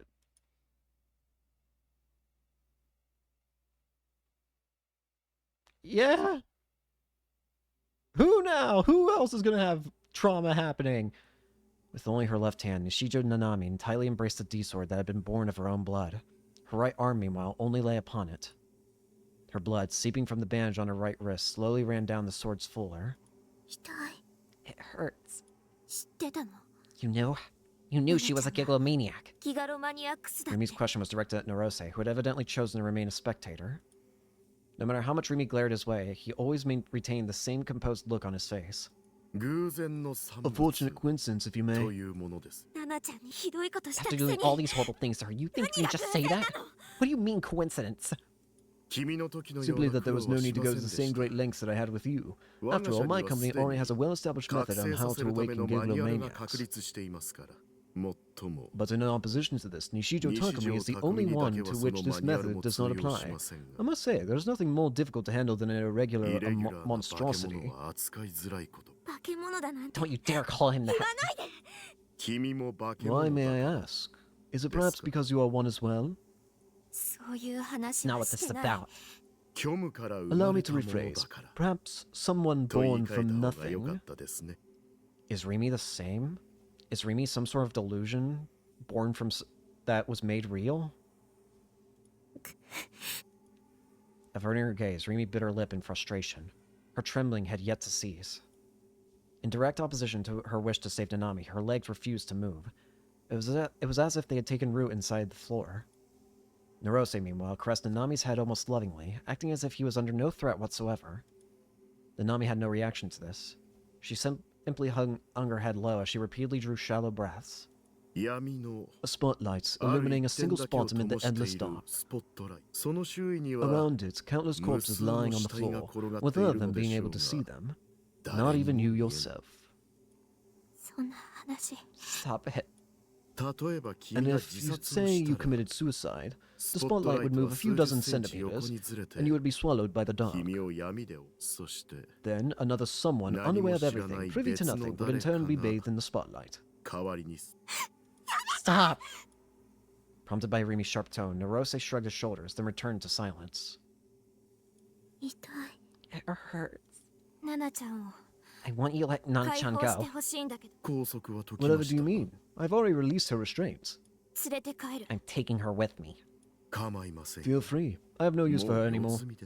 ナナちゃん Okay, Nana-chan, let's go. You dispel the store その now. 件は消してだったら Then give me back バ my ングル bangle. 返して返すから I will, so please. Rimi knew that Nana's hand was being kept. On that day, on the night Nanami's hand had been delivered to Takumi's room, after Takumi had collapsed from sheer humiliation on the roof of O-Front, Rimi had retrieved the hand from within the refrigerator. So that's why it was gone. It was real. Shogun was the one who had it now. It was in cold storage to keep it from decomposing. The bangle, too, was... お兄から I got it from my big bro. ナナのだよ It's mine. バングル It's my bangle. 勝手に持っ Stop てい taking it away from me. How could you? Nanami's voice, which had only been speaking in incoherent mumbles, was gradually growing more and more intense. 落ち着いて深呼 Calm 吸 down. して Take deep breaths. I need you to pull yourself together. If I may ask... Narose's sudden interruption elicited a click of Rimi's tongue, though only in her mind. Which of you two is the more important being to Nishijo Takumi? Oh dear. Rimi cast her eyes downward. リミさんなんか Rimi-san, While Nanami instead raised her head, a sparkle returned to her once empty eyes. A glaring, brilliant shine, one that warranted only a single descriptor. Abnormal. In a panic, Rimi frantically attempted to brace herself, only to be frozen in place by the sudden darkness. It was as if all the lights had been turned off. Rimi had no way of knowing whether it had been intentional or accidental. 負けちゃダメ I can't fail here.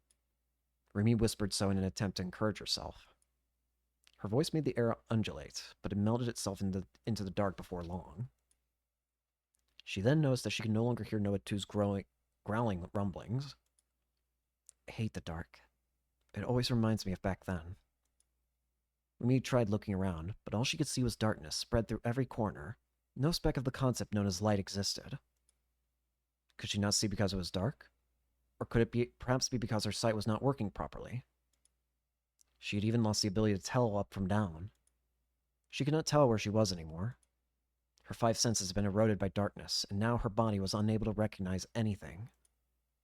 As if her body had been turned into a gas. As if her consciousness had slipped away from its vessel. Past and present fused as one, and Rimi's memories began to intermix. When was now? When was the past?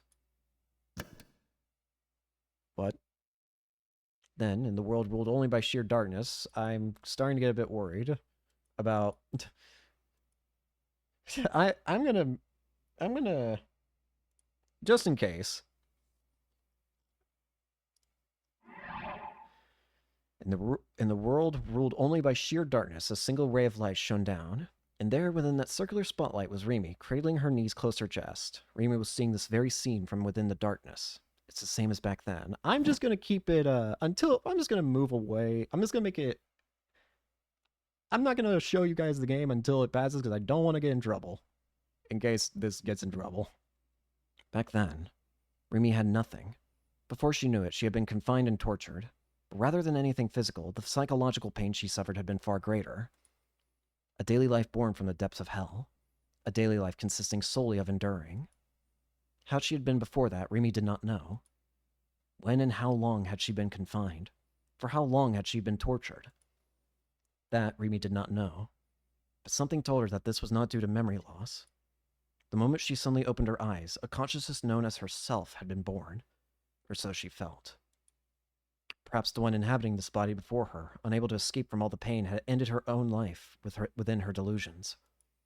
And then perhaps, as a new her, a new personality, the current Remy had been born. Perhaps there had been countless other hers before her. Even the name Sakihara Remy may have been different each time. To myself, I don't exist. Something moved amid the darkness. Remy stood up, then slowly began to move toward it. As she moved, so did the spotlight. And what she found was a dead Remy lying on the ground. Without ever looking at Remy, a whisper flowed from the Remy's mouth. あなたは What number are you? 何番目 What number? Just to keep you guys in the know, it's the same image that you saw not too long ago, unless it's been deleted and I don't know. 私は I... What number are you? Oh, hang on. Go back, quick. Reappear. There we go. This is the first thing that appeared. Remy's eyeballs twitched incessantly. An endless amount of tears ran down from the corners of her eyes. Her D-sword then slipped from her hands, and Remy sank to the floor. Much like a child would, she covered her face with her hands and weakly shook her head.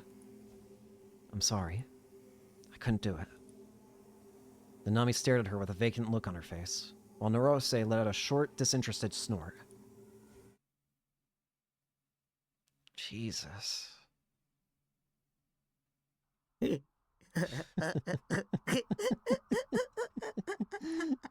Nami had vanished without a trace. She had turned into bubbles before my very eyes. Her substance had simply ceased to exist. Nami, where are you? Come on, come out. I know you're here. Is this not another prank? I know you're hiding. Stop hiding from me. My vision grew blurry from my tears. No matter how many times I wiped them away, the lukewarm droplets kept pouring down. But both this warmth and the feelings making me shed these tears were delusions. I myself was one after all. Nanami had been a delusion. I'd been stupid to believe it would all be okay. My hopes had been crushed just like that. Hey, when will I wake up from this delusion? Please? Can it hurry up and happen already? Even I knew who I was talking to. But right now, I was fine with anyone. I just wanted to be heard. I'm sure once I wake up, I'll actually be an alpha, for sure, with an understanding little sister and a gentle big sister. I'll be going out with some cute girlfriend. She won't be some insane schizo like Remy or Sena. She'll be a good girl like Sarah. あなたは You are a delusionary 妄 existence. 想の存在なんだよ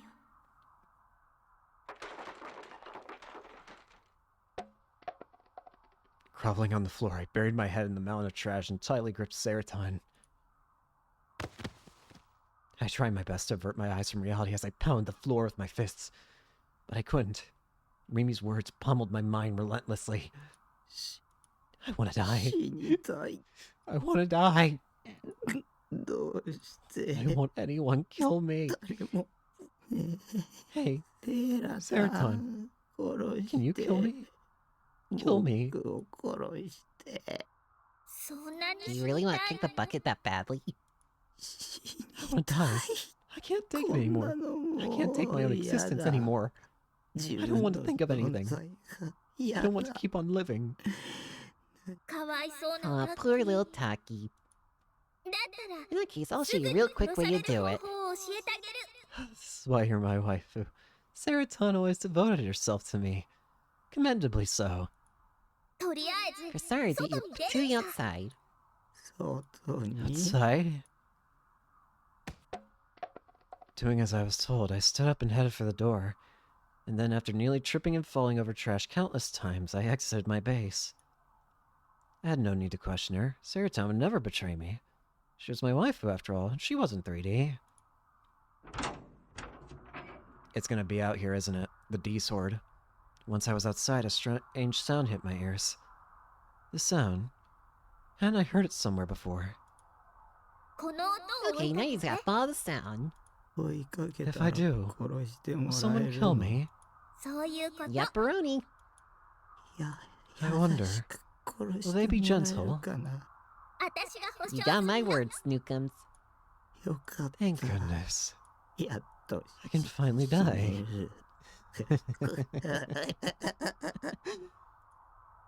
This sound was my messiah. The bell of salvation that would grant me passage to the promised land. With Saratana in hand, I set off toward the sound. Whenever I got close to the sound, it would move farther away, almost like it was guiding me somewhere. Every time I seemed to be onto it, it would become quickly distant. Every time I seemed to lose track of it, it would come close and wait for me. As though it had a will of its own. A sound with a will of its own. It reminded me of Shogun's existence. His face flashed through my mind, but I quickly grew indifferent to it. Whether it was him or someone else, as long as someone killed me, I didn't mind. I even stopped wondering about the true nature of the sound. It was a delusionary existence, and I was going to die pretty soon. So there was no point in caring. With my head completely empty of all thoughts, like a moth to flame, I staggered after the sound. A barrage of noise now surrounded me. I was unable to differentiate any of them. With a click of my tongue, I tried to find the origin of the clamor, only to gulp instead. Suddenly, without me having realized it, I was standing in the scramble crossing. It was then that I realized that the clamor was coming from the sheer number of people crammed into the crossing. It was almost jam-packed. Everyone was pushing right up against each other, like a morning train ride during rush hour.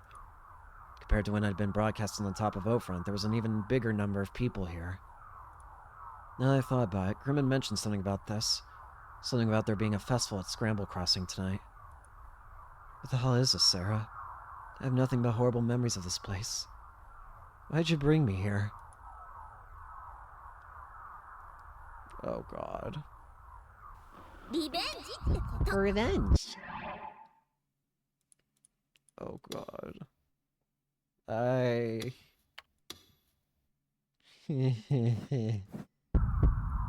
Where's the person who's gonna kill me, Sarah?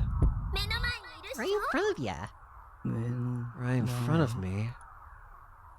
The tremendous crowd on this cold autumn night. Just what kind of festival would make so many people gather here, to the point of there being no room to breathe?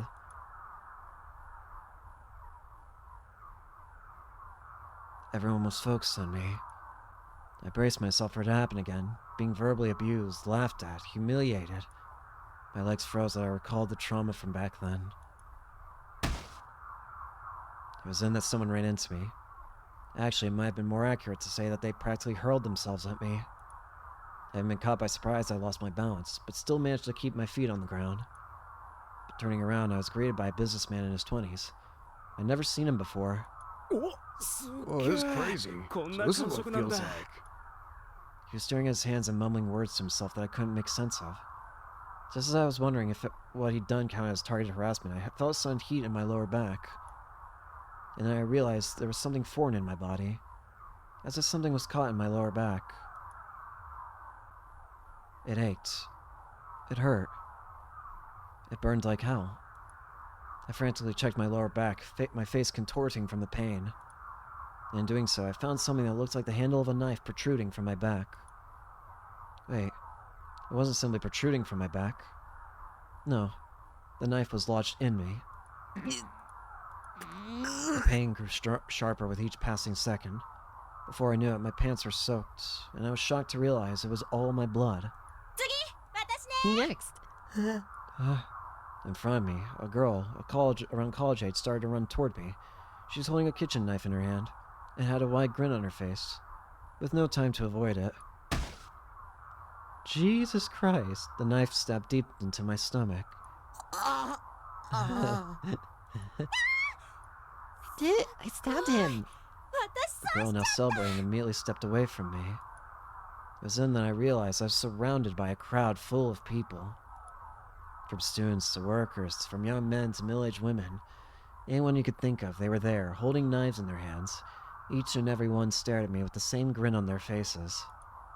And all on 4 jumbotrons, the same flashy caption bounced on the screen. The long-awaited offline meet, Let's All Stab the Fake Esper Nishijo Takumi to Death, begins. Right in front of me was an orderly line to wait for something, one that everyone was starting to get in. They were all waiting in line to stab me. This time it was a Ganguro high school girl. She stabbed me in the side with her knife. I was having a hard time even registering what was going on. I hadn't even had the chance to feel the pain yet, but it still took every ounce of strength I had to keep standing. Ew, I got some blood on my hands. This sucks so much. It was then that an older businessman pushed her aside and quickly moved toward me with the firm grip on his kitchen knife. Early monster somehow. Ah! That man then pulled out the knife that I'd just been stabbed with, and stabbed me with it again. That was the best. There was already 1 knife in my back and 3 in my stomach. All 4 blades protruded from my body. It was almost comical. But it wasn't over yet. The stabbing line was growing longer and longer. Everyone was waiting maniacally for their chance to stab me, wondering, is it my turn yet? Is it my turn yet? Having reached my limit, I was about to collapse. But right as I was about to fall, the first man that had stabbed me came up from behind me, wrapped his arms underneath mine, and held me up. Everyone's waiting in line for this, so no collapsing just yet, dumbass. The moment he said that, I felt yet another intense pain on my back. A cold, hard blade gouged out my skin and bored out my flesh. I was about to tell them to stop, but I held my tongue at the last second. In a manner of speaking, this was what I wished for. I wanted to be killed, didn't I? So didn't this mean everything was turning out fine? So don't just tell them to stop, you dumbass. Held up by the man, unable to even collapse. I was stabbed. In my chest, in my stomach, in my back, in my arms, in my thighs, in my fingernails.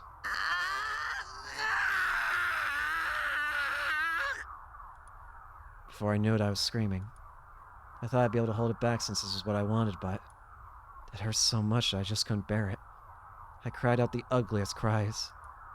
How many blades have I been stabbed with by now? It was a number too big to count.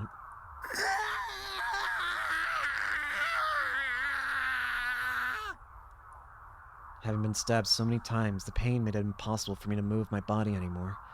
And yet neither my senses nor my consciousness would dull the pain. Not even slightly. In fact, they did the exact opposite. They made it clearer and clearer with every passing second.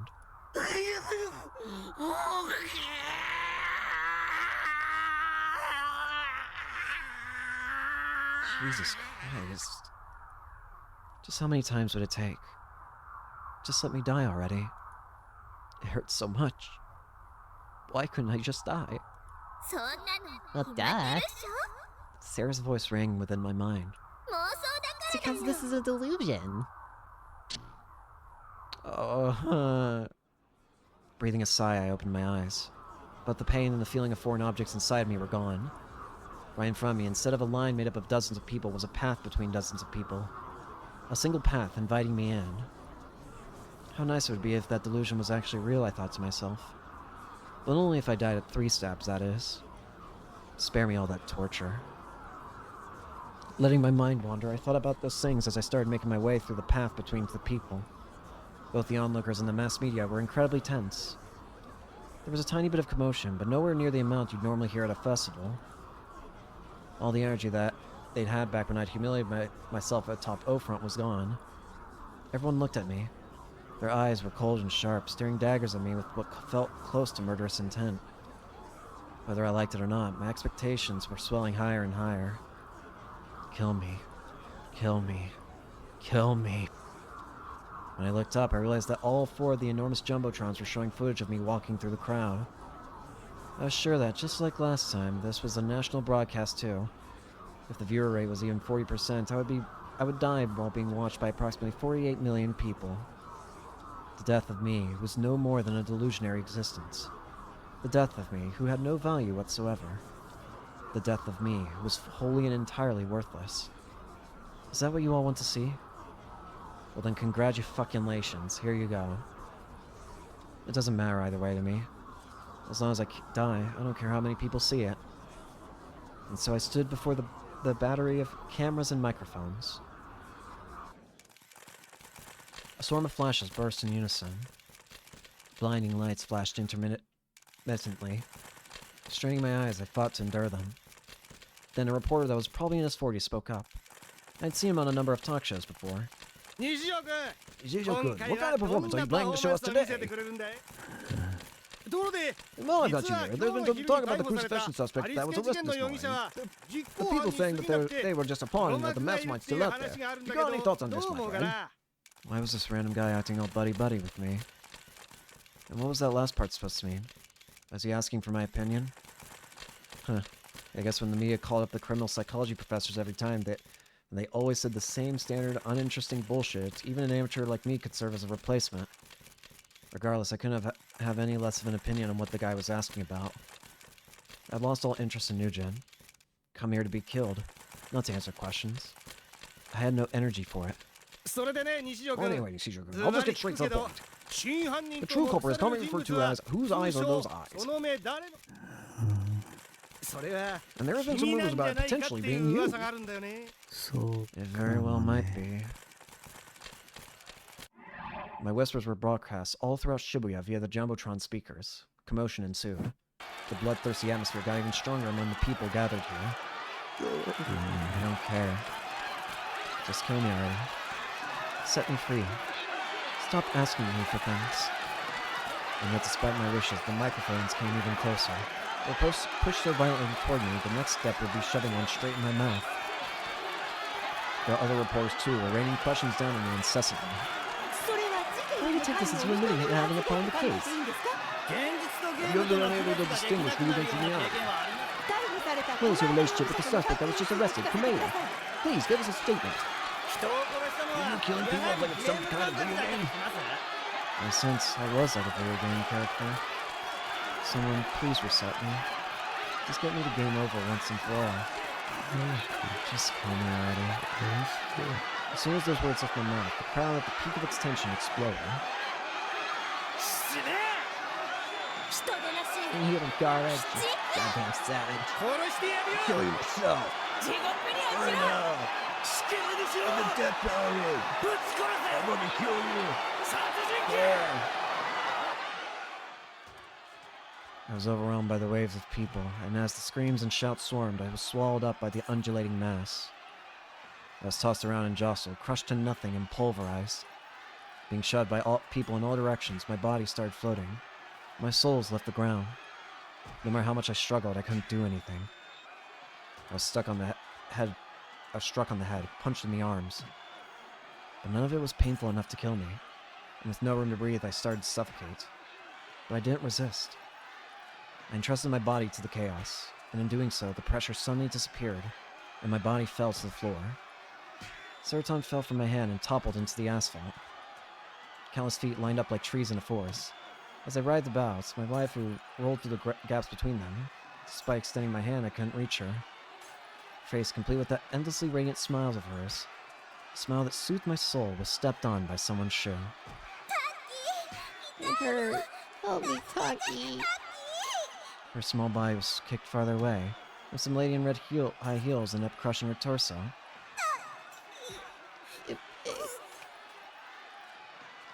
Sarah. Sarah? No matter how much I called out to her, no answer came. My one and only ally was gone. I felt like my chest was being crushed by sorrow.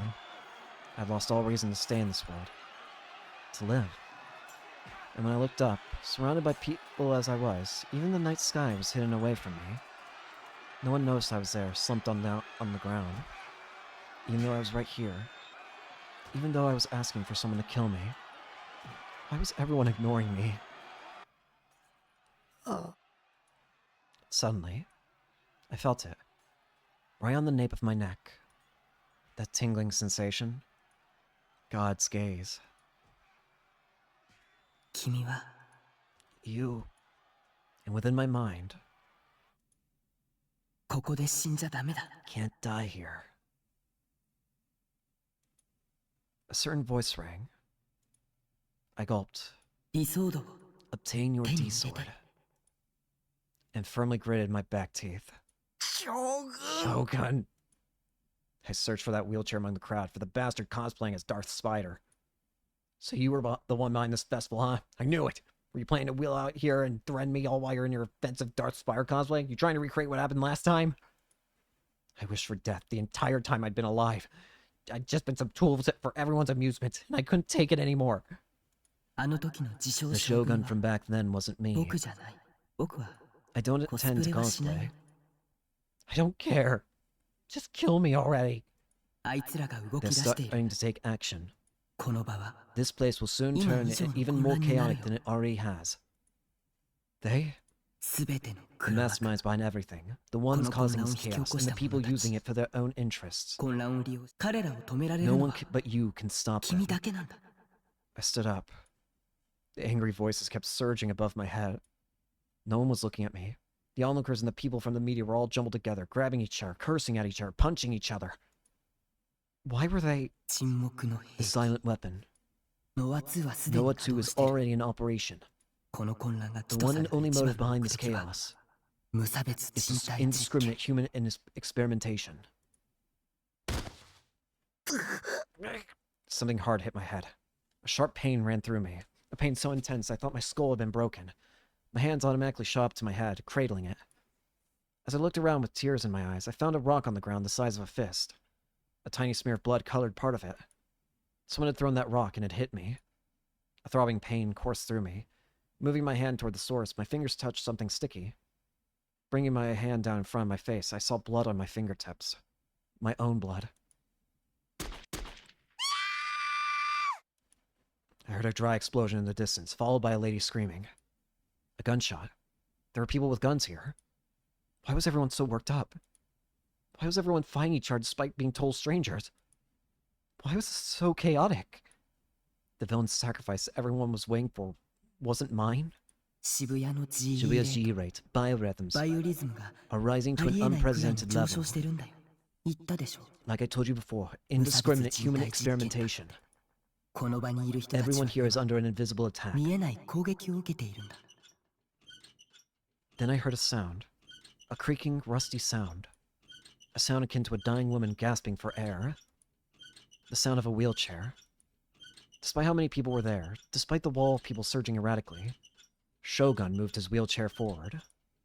And without bumping into anyone, without getting dragged into a single fight, he made his way straight to me. Ever so small, with a body of skin and bone, he was covered in wrinkles and looked so frail it was as if he might break at the slightest touch. His eyes were cloudy as could be. I didn't know what he was looking at, nor what he saw through those eyes. I couldn't bring myself to look away anymore. And suddenly, the tumult surrounding me began to grow distant. ずっと I've been watching you, 君を見ていたよ。 always. It was the same voice as the time we had first met. It wasn't that strange voice I had heard at O-Front. 君は Who are you? 僕は I'm you. 君だ And よ。 with those few words, I finally understood. 僕を妄想 The し one て who envisioned me in 生 a み出した delusion. のも The one who created me. 神の自 The 然 one の behind 正 God's 体も gaze. 君だった It ん was だ you. ね。Yes. He was my creator. The existence who had envisioned me within a delusion. Someone who I could never hope to match up with. 君の名 What's 前 your は name? 西条 Nishijo Takumi. 匠 The real me. The original me. 君は How old are you? 君と同い Same 年 as だよ you. As far as your backstory goes, that Kimi no- is. 17 years old. Even though he was so small, even though he was covered in wrinkles, he was only 17 years old. このままだと If things stay this way, 世 the 界が world will 死んじゃ die. うノア2に Everyone's minds will あ be ら put ゆる under the 人の control 心 of は Noah 支配 2. されちゃうだから That's why I entrusted to you. 君に託したんだ Entrusted? Entrusted what exactly? 意味がわかん I ない don't よ。 understand. I have nothing to do with any of this. 僕には頼むよ。 I beg you, 僕を erase me. 消 I して want you to erase me. 今 Hurry. すぐに消してほ Shogun's し wrinkles い。 stirred. He was likely making an expression, but I couldn't see it as anything other than wrinkles shifting on his face. 全部僕のせ This い is なんだ all my fault. 僕が All because I happened to delude IR2 を妄想しちゃったせい IR2. でなんとか止めよう I とした tried け my ど best to stop it, but with my body 僕 like は this, こ I んな couldn't 体 do だ what か I ら wanted to. 満足にそれで That was when I 君を生 created み you, 出した君に to have you 止 stop めて it. もらうために So he was already too late to stop whatever he had started. The only thing he could do was create a delusion of himself that could potentially do the job for him. そんなの I know 知らない nothing about any of that. Just because I'm your copy doesn't mean I want to do the same things you 僕は do. 君のコピーだけどコピーだ If け the が copy 苦 is the し only まな one く who ちゃい who け has な to いなん suffer, て I don't want to be a そんなの copy. 嫌だ死なせて Just よ let me die. 君はコピーじゃ You're な not い a copy. もう you're 一人 another の me. 僕だつまりコピ In ー other じ words, ゃ a ないか copy. 君のしてる Do こ you, とは do you すごく realize how 残酷 horrible だ what you're doing is? 悪かったって I know, 思ってるよ and I could never apologize enough. でも But there was no other 他に way. 方法はなかった今世界の It 命 is 運 no は overstatement to say 君 that に the か fate か of って the いる world と言って rests も on 過 your 言じゃないん shoulders. だだから That's why. そんなの Why? そんなの Why can't you に just ask 頼め Remy to ば do いい it? じゃないか知り合い You're なんでし acquaintances ょ after all. Acquaintances. I said it on purpose. I didn't want to think they were lovers or good friends. And so only then did I realize my feelings. I was jealous of the original me. I was rich, coming from a delusionary existence. What a fucking disgrace. I couldn't believe myself. There was not knowing your place, and then there was this. My own feelings made me want to throw up. My emotions continued to spiral. I wanted to die. リミは Remy left to save Nanami, ナナミを but 助け was に行って imprisoned instead. 逆に Huh? リミはね Remy, 僕を Well, 救おうとしてくれてい she た tried to save me. その理由 The は reason being 君も知っている one よ you ね should already know.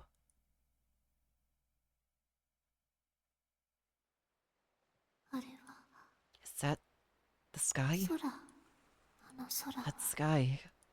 どうして Why is it so blue that it makes me want to あんなに cry? 泣きたくなるくらいそれを望んだから Because someone wished for it to be. 私は I didn't wish for it. 望んでない僕が望んだん No. だ But I did. ここは Because this 君 place の is your 心 image 象世界 world. であると同時 But に at the same time, it is mine as 僕 well. の心象世界でもあるから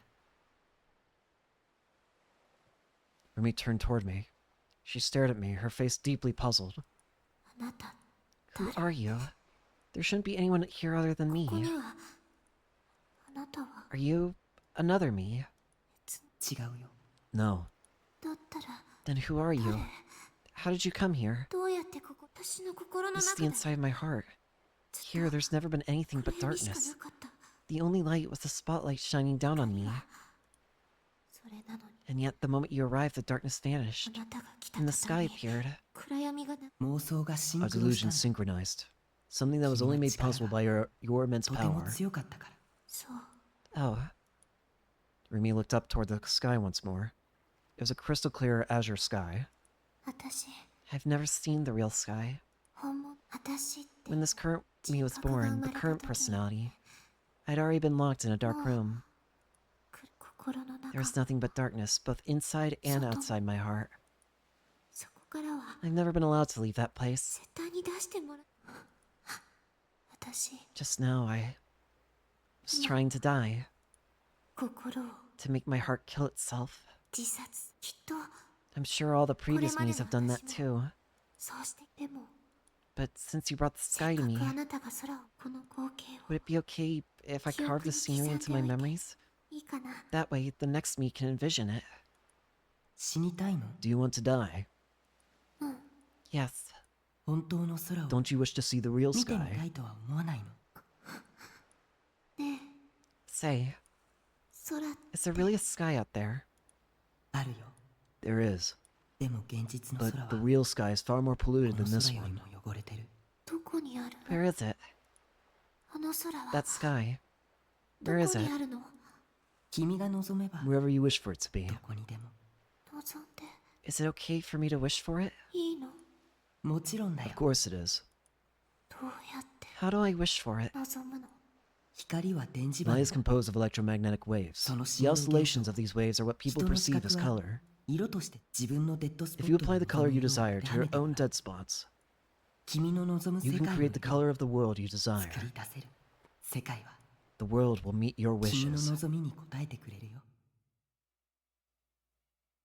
Several days, even months perhaps, had then passed since that encounter, and one day Remy had come to my hospital room. She and I were fellow patients at the same hospital, fellow possessors of something that transcended human understanding, the power of gigolomania, an attribute we were unsure whether to abhor or take great pride in. お兄お Big 客 bro, さん you だよ got a visitor. ねえねえ誰 So who is she? 彼女 She さん your girlfriend? It's no When'd you get one of those? やるね Way お to 兄 go, って big bro. また We meet again. 会えたね She was deeply haggard. Her skin was morbidly pale. Her hair was dry and neglected, growing according to its own whims. Her fingernails were cracked. Her eyes constantly squinted as if dazzled by a brilliant light. 本物の空は Were you able to see the real sky? うん Yes. あそうだ Oh, right. Nanami, who had been watching us talking, suddenly clapped her hands in apparent remembrance. ナナ I gotta go do 洗濯 laundry. してこな What's く your ちゃ name? Rini-san? リ Way リ to さ have んでした fun. っけどうぞごゆっくり Nanami left the room. Rimi and I vacantly watched her depart. Rimi then turned back towards me. 匠は How long have you been hospitalized, Takumi? 5年 About 5 years. ぐらい退院の予 Is 定 there は an estimate on when you'll be able to leave? ないよ No. I have about 2 more years until I die. あと2年私は Thanks to you, I was able to hang あ on. なたのおかげで終わりなんて I thought it would never end. Even so, I told myself to keep going. Until I could see the sky you told me about. あなたがそしたら But then all of a sudden, I was allowed to 急に leave. That's probably more accurate to say I'd served my purpose. 用 Oh. 済みになったって言った方が正しいかもし Is れ she ないけ talking ど about Nozomi? Nozomi could no longer use her because of what Shogun had done. By Shogun's influence affecting Rimi, she was no longer of use to Nozomi. The reason I think that is because of the reaction that one guy, I can't even remember his name, but it was Genichi. Something like Genichi. But when Genichi saw Rimi, he just seemed annoyed more than anything. Would it be because she's a failed experiment or one that became useless after being so useful for so long? そう I see. 私は You saved my life. だから So this time I want to pay you back. 今度は I want 私 to be が your strength. そんなの You don't need to worry about 気に that. しなくていいわざわざ You don't have to go out of your way to see me. 君には From now on, I want you to live こ a れから normal 普 life. 通に生きてほしい普通の生き方なんて I don't know how to live a normal life. わからないから Rimi's past. Rimi's feelings. Rimi's resolve. My chest tightened as I remembered them all. なんで Why did Rimi approach リ me? ミは僕彼女は君 Her の being 近くに close to you allowed her to watch over your 君の actions, 行動 the people who would come in 君 contact に with you, 接触 as して well く as る人 prevent 間 you のこ from とを監 awakening. 視して彼女を恨まない Please で don't resent her for that. She's just a 彼女は hopeless ただ meddler, that's all. おせっかいなだけ A な tinge of sadness appeared in Shogun's voice. 巻き込みたくな I かった didn't want to involve her, 彼女 but no は matter 僕 how が hard ど I れだけ tried to keep her 止めても away, she wouldn't listen. 聞いてくれなかった勝手に Despite everything I said to her, she felt that she was indebted to me. 本当におせ She っかい truly is a hopeless meddler. リミとナナミは Who's holding Rimi and Nanami 誰に captive? 捕まってる？プロジェクトノア The の one in 責 charge 任 of 者 Project Noah. The mastermind behind it all. Narose Genichi. ノロセかつてリミを He's 捕らえ also て the one who captured and 拷問 tortured してい Rimi た in the 男でもあ past. る。それなのにリ And ミ yet, は despite all the suffering he's put her Nanami through, と僕と Rimi went to confront that man そして alone, 君を also she 助け could るため save に me, Nanami, あの and you. 男のところへたった一人で乗り A 込んでい voice っちゃっ echoed た。 within my head. It uttered the words of a Rimi I didn't know. The words she had spoken to Shogun.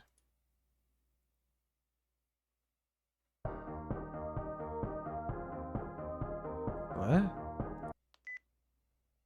リミ？ Rimi? Yeah, it's me. Truth is, I have something to report. I think it's time to go and see Nanshan now. やめるんだ。 Do not. 君はあの I know 男 you don't want to see that man ノ again. ロセとはもう会いた Narose. くないでしょ。 You don't trust me, do you? I'm telling you, it'll be fine. I see. This is the other end of the conversation that we saw earlier. Besides, that's all in the past. If I have to choose between my feelings or saving Nana-chan, I think it's pretty obvious which one I'm gonna pick. ナナミを助ける Saving の Nanami and putting an end to Project Noah is Project my Noah responsibility. You don't have to go 僕の that やるべ far. きことだ。 Like I told you, I want to be your strength.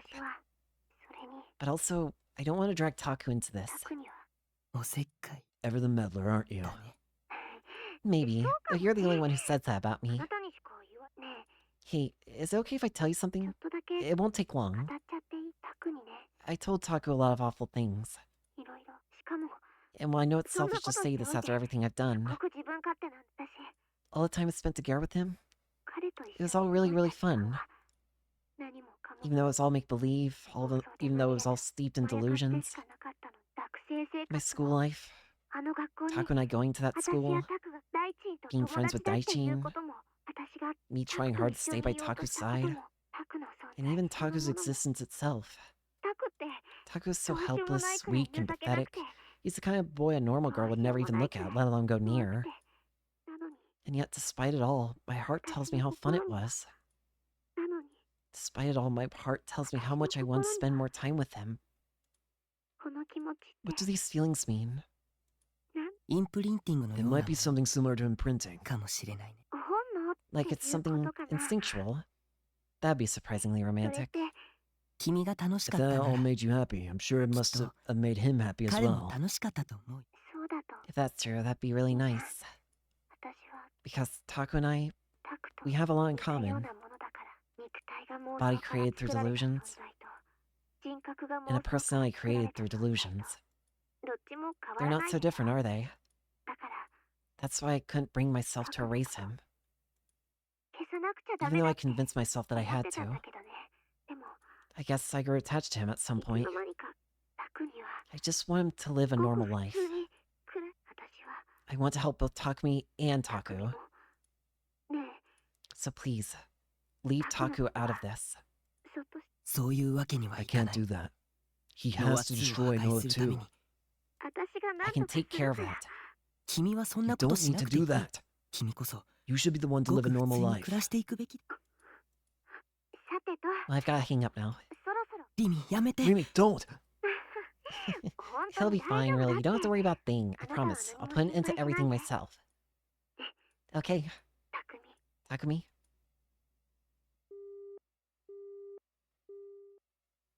Damn. After it was already too late, Rimi's words sank into my heart. She really was a hopeless meddler. Why'd she have to keep fighting so hard? Why'd she have to keep acting so selflessly? 私は Because I'm on your side, Taku. タクの味方だから。 Memories of Rimi all came back to me. Memories of the short time we'd spent together until now. Memories of the feelings that had been hidden behind every word she'd said. I'll stay by your side. 一緒にいてあげる。 Over the past year and a half, if I had to summarize what I'd done, it'd mostly be ESO, RMT, and Eroge. I devoted myself entirely to those things, all while staying shut inside my base. I'd barely gone to school, and I rarely talked to anyone. Born into this world, I lived as though I were dead. But for the past month or so, that had changed.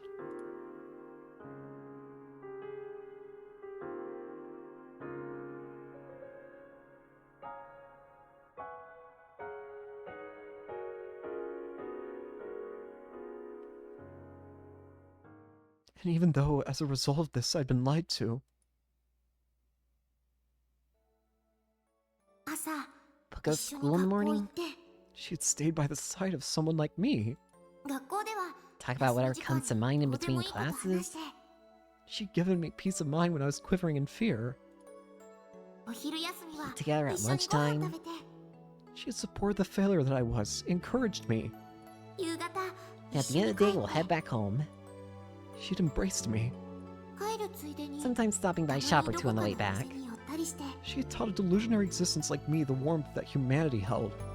タクの部屋で Then when we do get back, we'll chat for a bit in your room. She could have erased me, and yet she'd tried to protect me. それで And then, when we're all tuckered out, we'll say goodbye with a nice wave and a see you tomorrow. She had made memories with me. If you're fine with that, I can definitely go the 私 distance. いくらでもしてあ In げる my よ year and a half long life, I could still vividly remember the time I'd spent with her, even now. そういうの I've always wanted to 結 be 構 that person for 憧れなん someone. だ God. Rimi's little gestures. Rimi's scent wafting from her hair. Rimi's little sighs and the sound that came from them. Rimi's glimmering eyes. Cheerful voice. Tender warmth. I see. I was in love with Rimi. How disgusting was that? What a freak. A wry smile crept onto my face in response to my own creepiness. A delusionary existence falling in love? Were feelings of love something that a delusionary existence could feel? Or were they mere illusion? I really didn't know, but I wanted to be true to these feelings. Rimi saw me as a friend. There was no way she saw me as someone of the opposite sex. Besides, an otaku freak like me wouldn't go well together with her. But even so, even if she didn't let me back, even if it was just for my own satisfaction, even if I was just a delusionary existence, I at least wanted to do something for someone. For Rimi, before I disappeared. It was disgusting that a disgusting otaku freak would fall in love. Disgusting that a disgusting delusionary existence would fall in love. But so what? Even if it was disgusting, even if it wouldn't go anywhere, I didn't want to brush these feelings away as a mere illusion or delusions. The memories of this past month were both Rimi's and mine, mutually recognized between us both. Even if the rest was just make-believe, these memories and the feelings born from them were real. 世界を救って I ほ want しい you to save the world. So Shogun said. I shook my head. 僕は勇者 I'm じゃ no ない hero. 人間 I'm で not も even ない human. そんな僕に世界を救え What と are you か thinking, asking someone like me to 何 save を the 考 world? えてるの君には本当 I に know how 悪いと terrible 思 it is って to る ask け of ど this of you, 君 but にやっ there's ても no らう other しかない way. んだ自分に謝るなんて Apologizing to your バ own カみ self? たいだ Do you realize how stupid that sounds? I glared at the real me. The real me caught the fake me's gaze. 僕は君が I 嫌いだ hate you.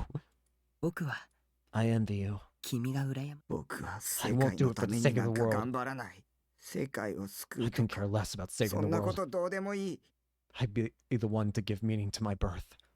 ただ But I will save Boku. Rimi.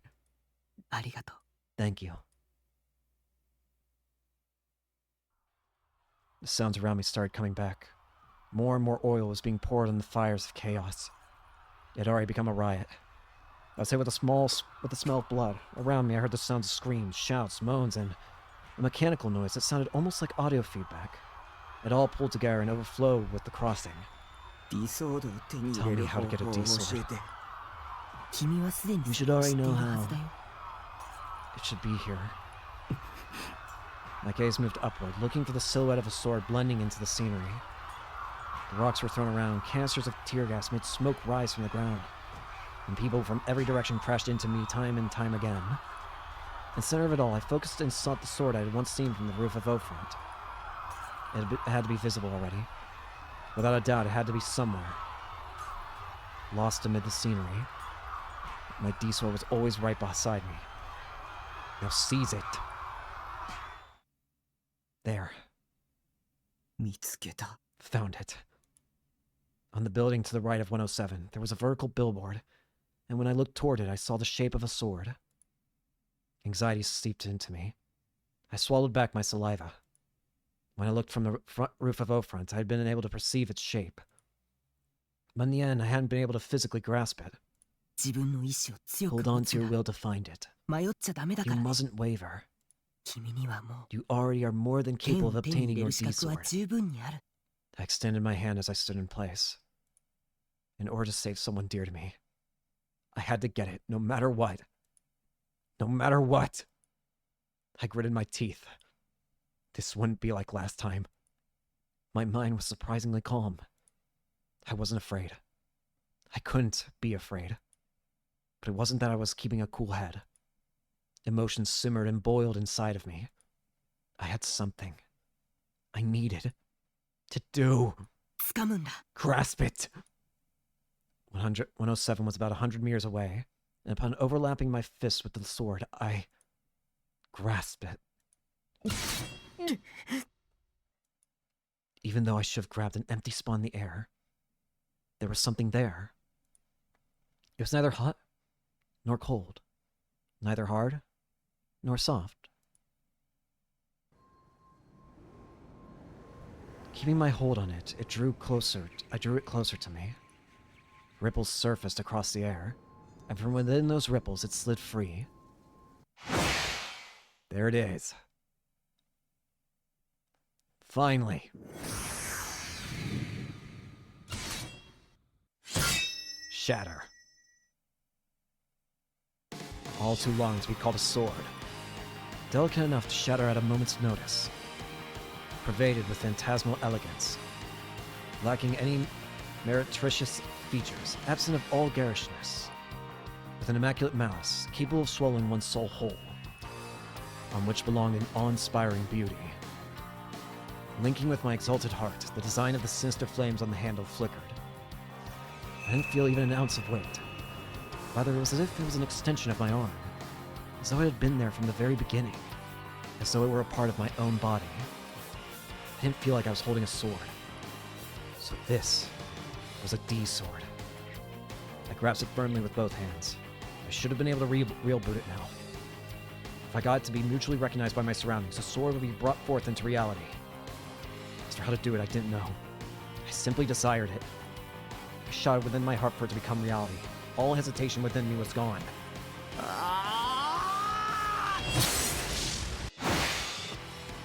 The D-sword, as if answering my call, started faintly shining. The flame pattern on the hill transformed into real flames. Flames which swiftly enveloped the sword. And yet, I felt no heat. Soon enough, those flames were swallowed by the entirety of the sword's body, and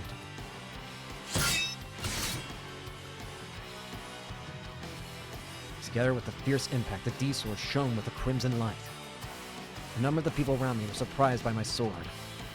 However, it was only a handful of them. Only a handful were left dumbfounded by its appearance. The others were too focused on punching and kicking each other. The riots didn't seem to be stopping anytime soon. We must find the porters causing these riots. If you destroy the devices they hold, the high biorhythm should be alleviated. Porters. Those who exist at Termos for Noah too. You yourself should have seen that hint already. Should have been carved into your mind as memories. I called forth all that I had seen.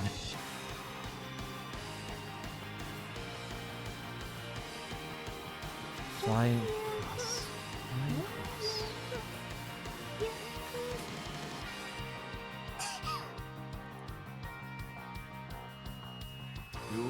So you finally show yourself. Now you just gotta grab on. No, I just gotta grab onto you and never let go.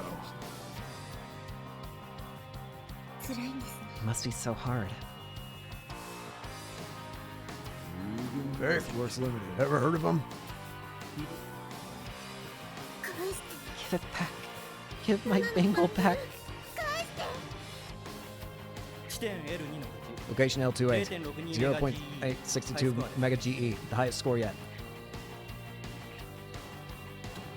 What kind of magic trick is that? Nozomi. Within my company, they are what we call porters. More precisely, one could perhaps refer to them as mind control units. That's it. All the things I had unconsciously seen, all the thoughts I had unconsciously read. 僕は盗撮野郎ってこ Guess と I'm a か peeping Tom. Oh, in yeah. character. Shogun calmly gave me orders as I laughed at myself. チャンネルを開 Open 放 your して channel and read the porter's ポーター minds た like ちの Kozuki 心を would. 読む。彼らはこ Now のスクラ somewhere ン in ブル Scramble 交差点 Crossing. の Search どこ for か them. Find them. 居場所を I 探り opened 当 my て channel. I didn't have to think about what to do. Without being conscious of it, I enacted by feel alone. Where?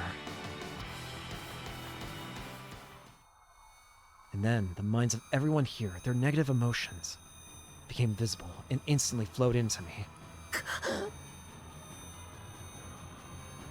Malice, hatred, envy, lust, servility, cowardice, superficiality, corruption, cunning, indecency, hideousness, vulgarity, libido, madness, bloodthirst.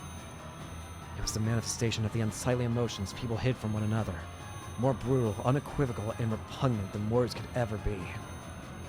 All the negative emotions people held inside them became a torrent of images, and this torrent proceeded to swallow up, shatter, and violate my mind. I was verbally abused by words of disdain. Gazes of contempt rained down upon me. I was spat on, nails peeled off, punched in the face multiple times, kicked in the ass, hair torn out, nose chewed to shreds, eyeballs gouged out, tongue ripped from the mouth, blood was sucked, showered with boiling water and covered with burns. I was... Okay. Okay, that was scaring me for a second. Thrown off a high place, drowned in a pool of water. Entire body burned by flames. Having synchronized with it all, my mind was being broken. I felt like I was about to go insane. I gritted my teeth and desperately held on to my consciousness. Was this how Kazubi had lived her whole life? 見るべきものさ Control the delusions you コン want ト to ロール see. する全てを受 Don't 信 only 者 see だ them all. Ring out the target. 敵を知り音を頼りに Use the sound to your advantage. The sound. All alone during the negative emotions overwhelming me, I listened carefully. What came to me were voices from all around. Isolating them, I searched for the sound. I heard a mechanical sound, the one Seroton had said would kill me. The sound would also be inside the memories I'd forgotten from reading minds. Satan had destroyed a porter's rucksack that had emitted the sound with her D-sword. So if I were to focus on that sound, the delusion I heard, may the divine light save us. May the divine light save us. There were multiple voices. There was more than one porter here. 3人いるみたい Looks like there are 3 of them. Holding my breath, I took a step forward. In front of me was a chaotic crowd. Without a trace of order, they moved throughout the scramble crossing as they pleased, being each other within an inch of their lives. It would be difficult to go straight through. I had the delusions of the people in the direction of the target. And so, little by little, the people in my field of view made way, and there a path was made for me. There was a single man about 50 meters from me, and all of the obstacles between me and him had now been removed. Our eyes met. He was a plump man in a suit, wearing a rucksack on his back. 一人目 There's the first. Taking the shortest path there, I ran, straight ahead, through the crowd, without bumping into anyone, all while dragging my D-sword along with me. Oh! The porter, having noticed me, frantically turned around and tried to run, but I wouldn't allow it. Just like saying, I swung my D-sword, a blade longer than I was tall. As always, it felt weightless. I could wield it like it was an extension of my arm. See ya! The tip of the D-sword dug into the rucksack, and then, almost as if it had melted at the unfathomably high temperature, its contents were vaporized. The man sank to the ground, cradling his head as he trembled from fear. Without looking at him even one more time, I head for the second one. Below O-front. Once again, the obstacles leading up to it began to disappear, and a path was built. You. The man who stood there was extremely thin, wore a checkerboard shirt and a pair of jeans. He had long hair, and his skin was alarmingly pale. He seemed to be holding a bag, which he was treating with great care. Noticing me, he tried to blend into the crowd. Before he could do anything, I threw my D-sword. Later! Fly. I formed the delusion. Ignoring all known laws of physics, it flew parallel to the ground, soaring faster and faster.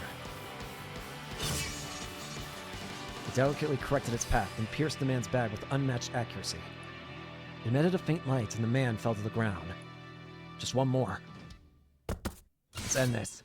I approached the man and now on the ground and retrieved my D-sword. The third one was in front of Hachiko. I'd seen that porter countless times by now.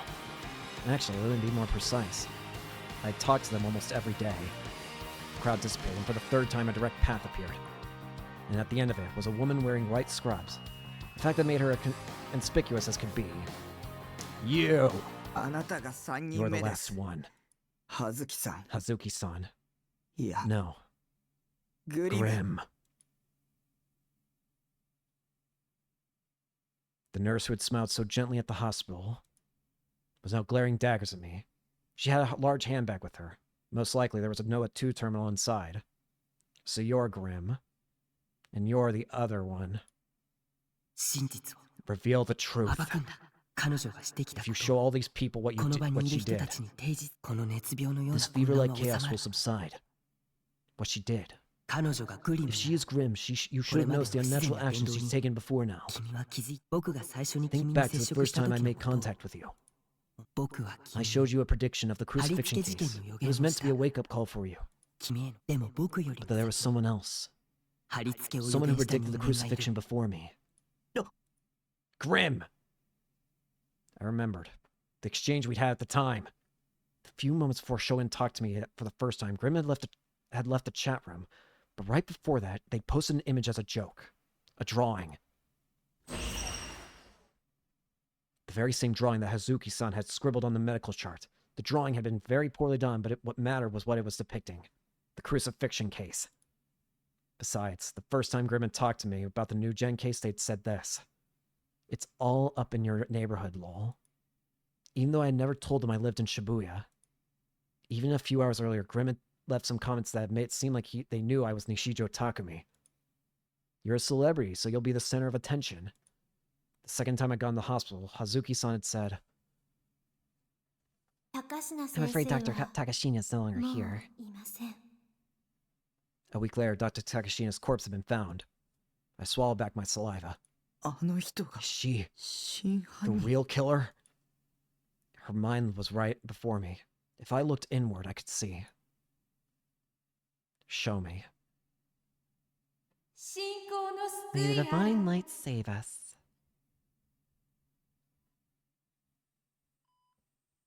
Midnight fell in Age Tokyo General Hospital, the place of Hazuki Shino's work. Within one of its operating rooms, the nurse stood nearly still. On the bed lay a young man, Konoe Chizuo. The sleeping pills he had been given had induced a deep coma in him. May the divine light save us. As she repeated the same words over and over like a Buddhist prayer, Hazuki caressed her large, swollen abdomen. She slowly removed her white scrubs, then sat upon top of the operating table, scalpel in hand. I'm going to, yeah, we're gonna... Salvation. Then, with no anesthesia to speak of, she incised her own abdomen. An incision so masterfully done, it would have earned her an incredible praise from surgeons and obstetricians alike. Although she was a mere nurse, her surgical skills were quite remarkable. Even while enduring the uninhibited pain of her self-surgery, the incision she made in her abdomen was performed with the utmost dexterity. Oh my god, it's her. It's her child. Blood and amniotic fluid flowed from the wound. Her face contorted in pain. Then, after a few grueling moments, Suzuki inserted her own hand inside the abdomen, and from within she removed the blood-stained fetus. The fetus had yet to reach full maturity, and its forced removal had already ended its life prematurely. This is how the second case happened. Hazuki performed an ophalotomy, cutting the umbilical cord. Upon completion of this, she embraced her child lovingly, then placed it on the stand next to the operating table. With her hands now free, she began suturing her wound. The whole ordeal took nearly an hour to complete. With the sheer amount of pain the procedure procured, any normal person would have fainted long ago. Returning the fetus to her embrace, she stood up from the operating table and approached the man laying down on the bed. With bloodshot eyes, she looked down toward the unconscious man's face and thrust the scalpel into his abdomen. The movement was reckless and without care, providing a vast contrast to how delicately and accurately she had torn open her own abdomen before. The pain roused the man. Before he could consider any hope of escape, he realized both his arms and legs were tied securely to the bed. Disregarding the man's screams, Suzuki drew back the scalpel she had used to stab him. It cut through his flesh, tore through his skin. Blood gushed forth, covering her face in crimson. May the divine light save you, sir. She neared her hands to the victim's wound, and then she forcibly began to widen it horizontally. The sound of flesh being torn open echoed throughout the operating room. The man's body started violently convulsing as the pain forced him to undergo a cycle of fainting, then waking up again.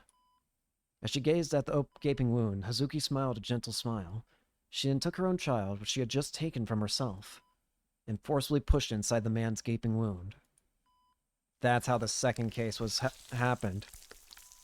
It was because of you. Alright, I can probably safely put this back up on screen. May the divine light save us. Midnight fell on H Tokyo General Hospital, the place of Hazuki Shino's work. Within one of its operating rooms, the nurse stood nearly still. On the bed lay her psychiatrist colleague, Takashina Fumio. He was tied to the bed, but this was not the only thing that had been done to him. His cranium had been opened, and his brain was exposed. His skull had been cut cleanly, the line being right between above his eyes. May the divine light save you, Dr. Takashina. Stop this! Whatever you're doing, stop! Takashina was conscious. Due to the effects of the anesthesia, he did not feel any pain from the cut. The utter dread he felt kept his eyes open wide, and his body was sweating greatly. Salvation. Ignoring Takashina's pleas for his life, Hazuki retrieved a shiny silver utensil from the pocket of her white scrubs. A utensil that cannot be referred to as a traditional surgical tool. It was a spoon. An all too ordinary piece of tableware. What are you planning to do with that? Stop! Stop! Hazuki reveled in ecstasy. As if enjoying a meal of curry and rice, she took a spoonful of...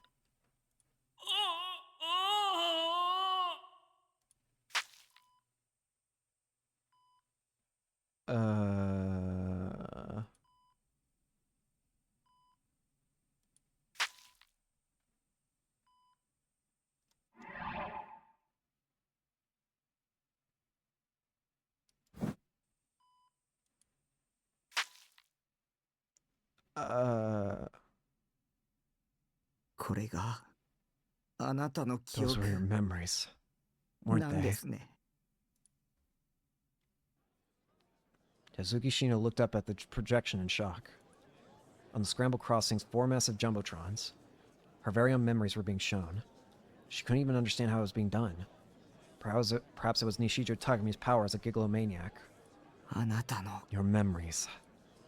His head hung low, the D-sword in hand, Nishijo Takami murmured those words. The riot came to a halt. Silence was now the ruling entity. Thousands of people who had been assailing each other until only a moment ago were now looking up toward the screens. Some went pale. Some averted their eyes. Some felt such horror it compelled them to vomit. The mass media were starting to record Hazuki with their cameras. Countless blinding flashes ensued.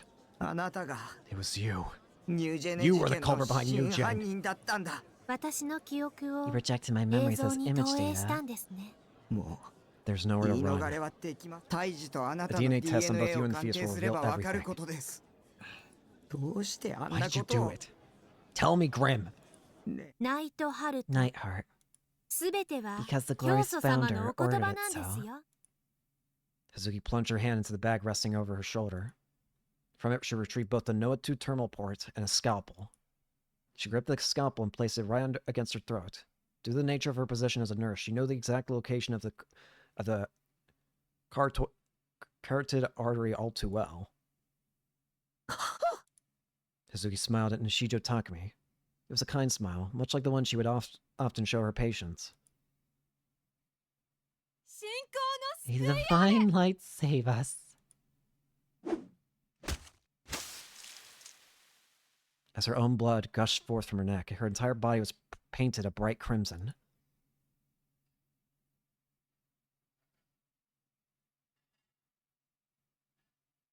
He's a real Esper.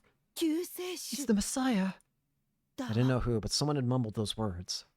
After seeing the sheer number of gazes piercing through me, I realized that those words were also directed at me. In front of a countless number of people, Hazuki Shino had committed suicide via slitting her throat. Although calling it a martyrdom, it might have been more accurate. The choking smell of blood filled the air. The riot had now entirely stopped. Hazuki Shino's memories of the crimes she committed, which I had projected directly onto the Jumbotrons, ended up being the perfect thing to make the excited parts of the mob quiet down. The shocking nature of what had been displayed left everyone at a loss for words. Even now, Hazuki Shino's corpse was still bleeding. A number of people then walked up to it and began kicking it. It was the corpse of an atrocious murderer, so there were no respects to be paid here. Next, they might even publicly behead her like it was the Middle Ages. What difference was there between her and the ones kicking her corpse? By their very nature, humans were disgusting, horrible creatures, myself included. The media, like hyenas, were accumulating around anything that could act as a scoop. Roughly half of them had gathered around Hazuki Shino's corpse, and the other half were around me. Nishijo-kun, talk about sight and behold! Was that some kind of psychic power just now? So you really were an expert, that's incredible! Was Vince gathering simply baked to lure out the key culprit from the get-go? How old were you when your psychic abilities first manifested? What was your nickname as a child? I don't remember thinking as a project or anything along those lines.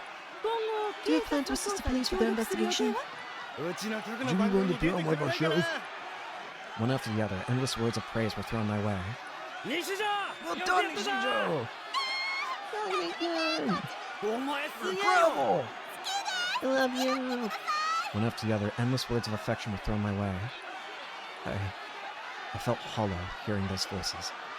A fabricated image formed by public opinion and the delusionary being. They weren't all too different, were they? It was all coming back. The energy they'd all shown when they'd seen me on the top of Ophir. What the? Unable to take it anymore, I screamed. Now you're doing a complete 180 and call me a hero. Are you fucking kidding? Tears started flowing. I felt completely miserable. Completely ridiculous. I didn't have it in me to keep going without crying. I wasn't a hero. I'm an otaku freak. I spent entire days okay. Not 18, but in my head, all I would think about, okay. Tears of mucus smeared down my face. I forgot I was being broadcasted live across the entire country. It didn't even occur to me that I was shaming myself yet again. I couldn't help it. I was physically incapable of reading the room. So? Still want to call me a hero? Because I'm not.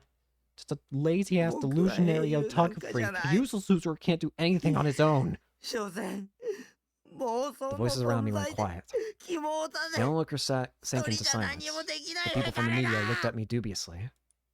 But in the heart of Shibuya, in the middle of the humongous scramble crossing, only my voice was echoing. That's who I am. I don't want other people like you to decide who I am. I'll decide what I really am. I'm not your toy. I'm not some circus freak. I have shit to do. I'm not here to do whatever you want me to. Remy's smile appeared in my mind. I'm just here. For the sake of those I cared about. I was here to fight, then disappear. Before that I could voice that, I suddenly noticed that the night sky reflected in the corner of my eye was turning pure white. It wasn't a cloud, nor was it snow falling a little too early in the year. By the time I realized it was the same phenomenon from back when the earthquake had hit, it was already too late. The third melt. It's too early. Oh dear. The first thing I felt was the very earth itself beginning to rumble. The ground began to shake. The white in the sky was spreading farther and farther. The very next moment, I was struck with a violent ringing in my ears. It was such an intensely shrill, resonant sound, my head felt like it was about to burst open. Everyone else around me was covering their ears too. And then... the world was dyed completely white.